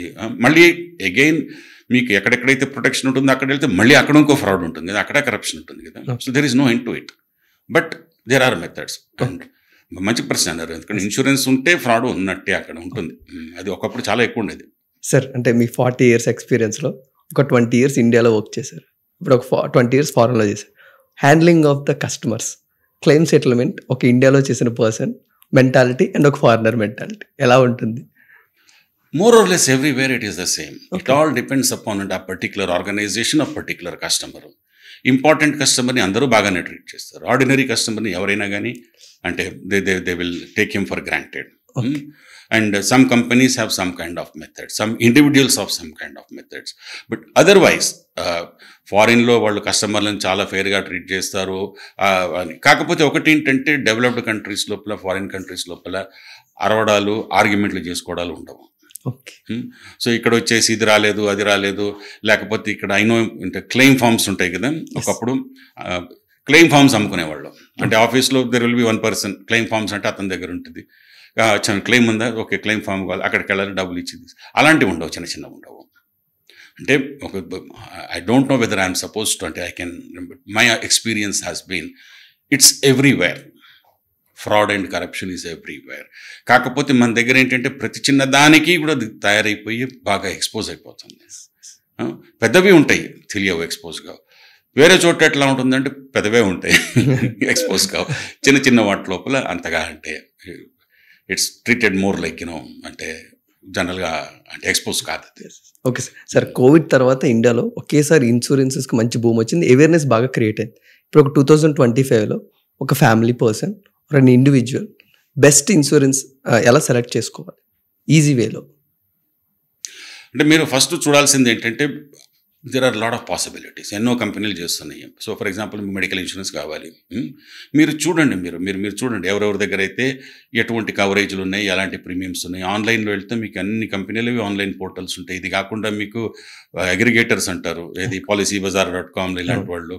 సో వాళ్ళ దగ్గరికి వెళ్ళొచ్చు, లేదంటే you can consult someone. So బేసిక్గా ఇవాళ రోజున ఇఫ్ యూ ఆస్క్ మీ, నాకు తెలిసి correct contemporary example I cannot give you. I mean, unfortunately, because I'm still not working here, I'm working away. So, but the process remains the same. The process lo entante meer chudandi dant lopala ippudu for example Star Health అని ఉంది, exclusive medical insurance, speciality insurer. అలాగే ఇంకొంతమంది I think Apollo తోట ఇంకా ఇలా కొంతమంది ఉన్నారు, కొంతమంది అన్నీ కలిపి. సో ఓవరాల్గా మీరు అంటే నెట్లో కూడా మీరు చూస్తే మీకు తెలుస్తుంది, కానీ బట్ నెట్లోది సగం అంటే నమ్మచ్చు, సగము ప్లాంటెడ్ ఉంటుంది. అంటే it's you cannot really judge based on that, but you decide upon what cover you want. Is of operation ఉండాలి, somebody should be able to guide you, మీకు మంచి ట్రీట్మెంట్ ఉండాలి. అంటే మీరు ఫర్ ఎగ్జాంపుల్ ఒక ఆఫీస్కి వెళ్ళి నేను మెడికల్ ఇన్సూరెన్స్ కొనాలి అని అనుకుంటున్నాను అని చెప్పేసి ఒక ఇన్సూరెన్స్ కంపెనీ ఆఫీస్కి వెళ్ళారనుకోండి, అలాగా మీరు ఇలా రండి, ఏం కావాలి మీకు అని చెప్తారనుకోండి, చాలా అంతా. అదర్వైజ్ అక్కడ ఉండేసి ఇట్లా చూసి ఎవరు పట్టించుకోకపోతే దాన్ని యూ అండర్స్టాండ్. అంటే కొనేటప్పుడే వాళ్ళు పట్టించుకోకపోతే రేపు క్లెయిమ్ వస్తే ఏం పట్టించుకుంటారు కదా. So you can in fact one of the best ways in my opinion is consult, like referral. అంటే మనకు తెలిసిన వాళ్ళని అడగండి, తీసుకున్న వాళ్ళని అడగండి, వాళ్ళ ఎక్స్పీరియన్స్ చూడండి, వాళ్ళు ఏ కంపెనీలో తీసుకున్నారు, ఎలా నడుస్తుంది, క్లెయిమ్స్ ఉన్నాయా, వాళ్ళకి తెలిసిన వాళ్ళు 2-3 కన్సల్ట్ చేస్తే తెలిసిపోతుంది కదా. వాళ్ళని అడిగితే చెప్పేస్తారు. ఇప్పుడు నన్ను అడిగారు అనుకోండి, ట్రావెల్ ఇన్సూరెన్స్ చెప్తాను నేను, ఎవరి దగ్గర తీసుకోవాలి ఇండియాలో, మీరు తీసుకోండి ఏఐజీ దగ్గర తీసుకోండి, అమెరికాకి వెళ్ళేటట్టయితే దట్స్ ఎన్ అమెరికన్ కంపెనీ, మంచి కవరేజ్ ఉంటుంది వాళ్ళది, వాళ్ళకి అన్నీ అక్కడ క్యాష్లెస్ ట్రీట్మెంట్లు ఇస్తారు, అంటే అట్లాని వాళ్ళు ఒక్కళ్ళే కాదు, వేరే వాళ్ళు కూడా ఇస్తారు. Okay. So but one thing that I can say, so but మీరు ఎప్పుడు కూడా ఇన్సూరెన్స్ కొనేటప్పుడు ఒక ఫండమెంటల్ ఏంటంటే ఒకళ్ళ దగ్గరికి వెళ్ళి వాళ్ళ దగ్గర కొనకండి. ఓకే. అంటే కూరగాయల బేరం కాదు ఇది. ఓకే. దీంట్లోపల ఇన్సూరెన్స్ అంటే this is a competitive industry. అంటే ఇక్కడ ఏంటంటే ఇది అందరూ రకరకాలుగా వాళ్ళు ప్రైసింగ్ చేస్తారు. కాబట్టి మీరు ఒక 4 చోట్ల అడిగి తెలుసుకోవాలి. ఫిక్స్డ్ ప్రైస్ కాదు ఏది. So you must ask like few insurance, take 2-3 quotes from different companies, compare చేసుకోండి.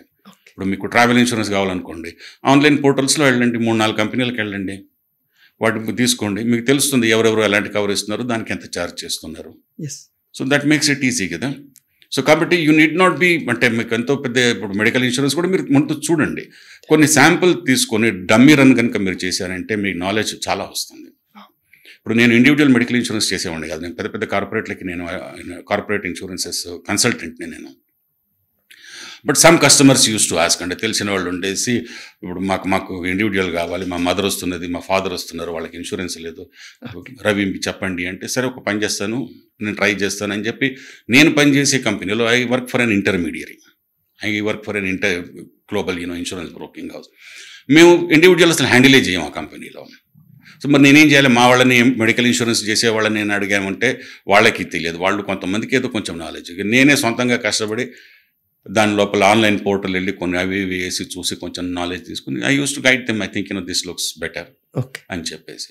So it's a matter like you go లోపల చెక్ చేయండి, మీకు వస్తుంది అది. ఓకే సార్, ఇప్పుడు మీరు ఇందాక అన్నట్టే travel insurance from one country to ఇంకో కంట్రీకి వెళ్ళినప్పుడు డెఫినెట్లీ పే చేసుకోవాలి, దానికి మనకు తగ్గ క్లెయిమ్ ఉంటుంది, లేకపోతే ఏదైనా యాక్సిడెంట్ జరిగింది. బట్ ఒక బస్ విజయవాడ నుంచి వైజాగ్ వెళ్తుంటే రెడ్ బస్సులో బుక్ చేస్తుంటే 59 రూపీస్ ట్రావెల్ ఇన్సూరెన్స్ తీసుకుంటున్నారు సార్, ఒక 3 lakhs కవర్ ఇస్తున్నారు. అలాగే నేను ర్యాపిడో బుక్ చేస్తుంటే 5 రూపీస్ తీసుకుంటున్నారు, 1 lakh కవర్ ఇస్తున్నారు. Is it possible? I don't think that is travel insurance. వాళ్ళు ఒకవేళ ఇన్సూరెన్స్ అని పేరు చెప్తుంటే మాత్రం ఎప్పుడన్నా అడిగారా దీంట్లో ఏం కవరేజ్ ఉంటుందో? అడగలేదు. నాకు తెలిసి based on my experience and common sense, the only cover that they may give you is personal accident cover. Okay. So personal accident cover lo em cover aitayi death due any cause, death due to accident. And then they will give you cover for the disabilities. But దాంట్లో baggage loss అది ఉంటుందని చెప్పి నేను అనుకోను. But you must ask them, this is interesting. And మళ్ళీ మీరు ఇంకోటి చూడాల్సింది ఏంటంటే ఎంత పీరియడ్ కోసం తీసుకుంటున్నారు, ఇది ఓన్లీ ఒక సింగిల్ జర్నీకా, లేకపోతే దీనికి 6 నెలలు 1 year వ్యాలిడిటీ ఉందా? ఇప్పుడు మీరు చెప్పే ప్రకారం 59 రూపాయలు ట్రావెల్ ఇన్సూరెన్స్, 3 లక్షలు సింగిల్ జర్నీ అంటే దీంట్లోనే వాళ్ళకంటే వాళ్ళకి బస్సుల ఆపరేషన్స్ కంటే దీంట్లో కూడా డబ్బులు వస్తాయి. So popup the notification sir, book చేసే ముందు పాపప్ ద నోటిఫికేషన్ చేసి ట్రావెల్ ఇన్సూరెన్స్ 59 రూపీస్. అంతేందుకు మీరు ఎయిర్లైన్ టికెట్స్ చేసుకున్నారనుకోండి, అక్కడ మీకు ట్రావెల్ ఇన్సూరెన్స్ ఉంటుంది. మీరు ఈ పోర్టల్స్లోకి వెళ్ళారనుకోండి, ఇది ఏ పోర్టల్ కన్నా వెళ్ళండి, ఇంక్లూడింగ్ ఈవెన్ ఎయిర్లైన్ పోర్టల్స్కి వెళ్ళినా కానీ మీకు అది ఉంటుంది. Actually it should be by default, it should be opt out ఉండాలి కదా. కావాలి అంటే మనం ఆప్ట్ చేయాలి. బట్ చాలామంది తెలివితేటలుగా ఏం చేస్తారంటే బై డిఫాల్ట్ ఆప్ట్ ఇన్ పెట్టేస్తారు. మనం మళ్ళీ దాని పక్కకి అంటే you have to opt out if you don't want it. And you don't know what kind of cover is being offered. ఏదన్నా మనకి స్పెసిఫిక్గా కవర్ కావాలంటే ఆ ప్రోడక్ట్ మనం తెలుసుకోను మనం కొనుక్కోవాలి. మనం ట్రావెల్ ఇన్సూరెన్స్ కొనుక్కోవాలి. మనం ముందు కొంచెం దాని మీద టైం స్పెండ్ చేయాలి. మనం ఇంటర్నెట్ మీద ఎంత టైం స్పెండ్ చేయట్లేదు, ఇది పెద్ద బ్రహ్మాండం ఇది కాదు కదా. Just give some bits of information, వెళ్ళండి దాంట్లో ఒక 3-4 పోర్టల్స్లో చూడండి ఏం కైండ్ ఆఫ్ కవరేజ్ ఉంది. ఎయిర్ టికెట్లు కొనాలంటే ఫుల్గా చూస్తాం కదా, అన్ని సైట్లు చూసి కిందికి పైకి టికెట్ కొనడానికి. That's a small thing, this is a much bigger thing insurance అనేటువంటిది. అలాగే మీకు ట్రావెల్ ఇన్సూరెన్స్లో మీకు తెలుసుకోవాల్సింది ఏంటంటే కొన్ని చోట్ల ఇది కంపల్సరీ. ఇది ఇప్పుడు ఫర్ ఎగ్జాంపుల్ మీరు యూరోప్ వెళ్ళారనుకోండి, షెంగెన్ వీసా అంటారు, దానికి ఒక మినిమమ్ ట్రావెల్ ఇన్సూరెన్స్ ఉండాలి. అమెరికాకి వెళ్ళాలనుకోండి, there is a minimum visa కోసము మినిమం ట్రావెల్ ఇన్సూరెన్స్ ఉండాలి. గల్ఫ్కి వెళ్ళాలనుకోండి కొన్ని కంట్రీస్ లోపల, అక్కడ కూడా మినిమం ఒక ట్రావెల్ ఇన్సూరెన్స్ ఉండాలి. ఎక్కడెక్కడైతే ఏ దేశాల్లో మెడికల్ ఎక్స్పెన్సెస్ చాలా ఎక్కువ ఉంటాయో అక్కడ ట్రావెల్ ఇన్సూరెన్స్ మోరార్లెస్ వాళ్ళు కంపల్సరీ చేశారు. అది వీసా తీసుకునేటప్పుడే కంపల్సరీగా ఉంటుంది. అదర్వైజ్ సిన్స్ కాస్ట్ ఎక్కువ ఉంటుంది కాబట్టి తీసుకోవడంలో మనదికి శ్రేయస్కరం. అది సార్ ద ఫైనల్ వన్. ఈ మధ్యన ఇండియా మొత్తం కూడా ఎల్ఐసి ఒక కొత్త పాలసీని ఇంట్రడ్యూస్ చేసింది, జీవన్ ఉత్సవ్ 871. అది బాగా పాపులర్ అవుతుంది, ట్రెండింగ్ అవుతుంది. మీ ఐడియాలోకి ఏమైనా వచ్చిందా? Why it is so popular? నేను ఫస్ట్ నేను ఇప్పుడు ఇది అయిపోయిన తర్వాత నేను గూగుల్ చేస్తే చూడాలి దాని గురించి ఏంటి. I'm not aware. మీకేమైనా ఐడియా ఉందా దాని? నాకు లేదు సార్, జస్ట్ అది ట్రెండింగ్ అవుతుంది ట్విట్టర్లో కానీ. అది జీవనోత్సవ్ 871 అన్న కొత్త పాలసీ. ఇన్సూరెన్స్లో నార్మల్గా పాలసీ ఇస్తారు కదా, పాలసీ అంటే పీరియడ్ అది అంత రాసి డాక్యుమెంట్ తయారు చేసి ఫలానా పీరియడ్ చేయది మొత్తం కవరేజ్ డీటెయిల్స్, కండిషన్స్, ఎక్స్క్లూజన్స్ అన్ని రాసి ఇస్తారు. తర్వాత ఏదైనా చిన్నగా మార్పులు చేర్పులు జరగాలంటే ఎండార్స్మెంట్ అంటారు. ఓ చిన్న ఎండార్స్మెంట్ పాస్ చేస్తారు. అంటే దీంట్లో ఇది ఎక్స్ట్రా ఇది కావాలో ఏదో what ever any change is by way of an endorsements. ఇప్పుడు మీరు చెప్పినట్టుగా ఇప్పుడు మనం మెయిన్ ఏదైతే ఇంతసేపు మాట్లాడుకున్నామో మనం ఒక ఎండార్స్మెంట్ చేసుకోవాలి. జీవన్ ఉత్సవ్ ఏమన్నా 800 అది. ఎస్ సార్, బట్ ఒక 40 years ఎక్స్పీరియన్స్లోని ఇండియాలోని మళ్ళీ ఇప్పుడు చూస్తున్నారు ఇన్సూరెన్స్ బూమ్ అవుతుంది. ఈ స్మాల్ చేంజెస్ బిగ్ ఇంపాక్ట్ ఇస్తాయి మీరు అబ్జర్వ్ చేసిన దాంట్లో. ఈ చిన్న చిన్న చేంజెస్ చేస్తే ఇన్సూరెన్స్ అని ఈ ఆర్గనైజేషన్లో చాలా బిగ్ ఇంపాక్ట్ అవుతాయి అని. Very difficult question I must say. అంటే ఏ చేంజ్ చేస్తే ఎలా big impact? See first of all ఇన్సూరెన్స్లో కావాల్సింది most important thing education. Okay, అందరికీ అవగాహన ఉండాలి. ఇప్పుడు అవగాహన లోపం అనేటువంటిది ఒక పెద్ద ప్రాబ్లం మనకి. అండ్ ఈ మధ్యన మనకి వాట్సాప్లో గట్రా ఉండేసి ఎంతో అవగాహన వస్తుంది. ఎంత అందులో కరెక్టో ఎంత ఇది కరెక్ట్ కాదో తెలియదు. దాంట్లోపల రకరకాలు చెప్తారు. అంటే రకరకాల స్కూల్స్ ఆఫ్ థాట్స్ ఉంటాయి. కొంతమంది ఇది రైట్ అంటే దానికి ఆపోజిట్ ఇంకోటి రైట్ అంటారు. అండ్ మీరు ఆధ్యాత్మికంగా చూడండి, లేకపోతే ఫైనాన్షియల్గా చూడండి, లేకపోతే ఫ్యాక్ట్స్ అని చూడండి, ఏది చూసినా కానీ ఎన్నో రకమైన అంటే తప్పు ఇన్ఫర్మేషన్ వస్తుంది. So there should be somewhere like వీళ్ళ గైడెన్స్ కావాలి, అందరికీ అవగాహన కావాలి. మీకు తెలియకపోతే ఒక కన్సల్టెంట్ కావాలి. Spend some time with somebody, a consultant, and అర్థం చేసుకొని అరే నాకు ఈ ఎక్స్పోజర్స్ ఉన్నాయని తెలుసుకోగలగాలి. చాలా మటుకు తెలుస్తుంది మనకి, తెలియకపోతే. But I think I would suggest that. ఇక ఇన్సూరెన్స్లో మార్పులు ఏమి చేయాలి అంటే చాలా మార్పులు చేశారు. అంటే ఇప్పుడు మీరు తీసుకుంటే ఆన్లైన్ ఇన్సూరెన్స్ కొనుక్కోవడం అనేటువంటిది చాలా పెద్ద మార్పు. అలాగే ఇప్పుడు ఫర్ ఎగ్జాంపుల్ ఇప్పుడు మోటార్ ఇన్సూరెన్స్ ఉంటుంది, దాంట్లో కూడా ఎన్నో రకాలుగా చేయొచ్చు కదా. మీరు ఇన్నోవేటివ్ ప్రోడక్ట్స్ తయారు చేసుకురావచ్చు. ఇప్పుడు ఇన్సూరెన్స్ ఉన్నారనుకోండి, ఇప్పుడు రకరకాల థాట్స్ వస్తుంటాయి. ఇప్పుడు నాకు అనిపిస్తుంది, ఇప్పుడు నా దగ్గర ఇన్సూరెన్స్ కొనుక్కుంటే, నేనే కనుక ఇన్సూరెన్స్ కంపెనీ స్టార్ట్ చేసి నా దగ్గర ఎవరైనా ఇన్సూరెన్స్ కనుక కొనుక్కున్నట్టయితే, మీకు యాక్సిడెంట్ అయితే మీరు జస్ట్ ఫోన్ చేయండి, ఆ తర్వాత మేము ఒక కార్ ఇచ్చేస్తాం, రెంటే కారు, మీరు ఇంటికి వెళ్ళిపోండి, అది మేము తీసుకెళ్ళి బాగు చేసి తీసుకొచ్చి మీ ఇంట్లో పువ్వుల్లో పెట్టి తెచ్చిస్తాం. Possible, right? It can be done. Otherwise ఏంటంటే one of the biggest problems whenever there is an accident, మీకు అంటే ఫైనాన్షియల్గా కంటే కూడా ఆ టైం లోపల మీకు దాన్ని హ్యాండిల్ చేయడం కష్టమవుతుంది. So therefore these are like things. Yeah. But it has a cost. If I'm incurring an extra cost, like I have to recover it. I'm doing a business at the end of the day. Kada? Yes. Sir, thank you so much, sir. With a lot of experience, మేము చాలా lot of information grab చేసుకున్నాం. It is my honor and thank you so much. No, it was nice talking to you, Vinay. I must say you were very well informed. Yes. అంటే ఇది అంటే prompting me. Really I appreciate that. So it was equally enjoyable for me. Thank you. Yes. Thank you. I wish చూసే వాళ్ళకి కూడా అంటే, and I'm always available. Yes. Just in case if anybody requires an advice, sure. I would always love to be the inquiry counter. We are open that inquiry counter to the audience. Thank you so much, sir. Yeah. Thank you. Yeah. Okay. Bye.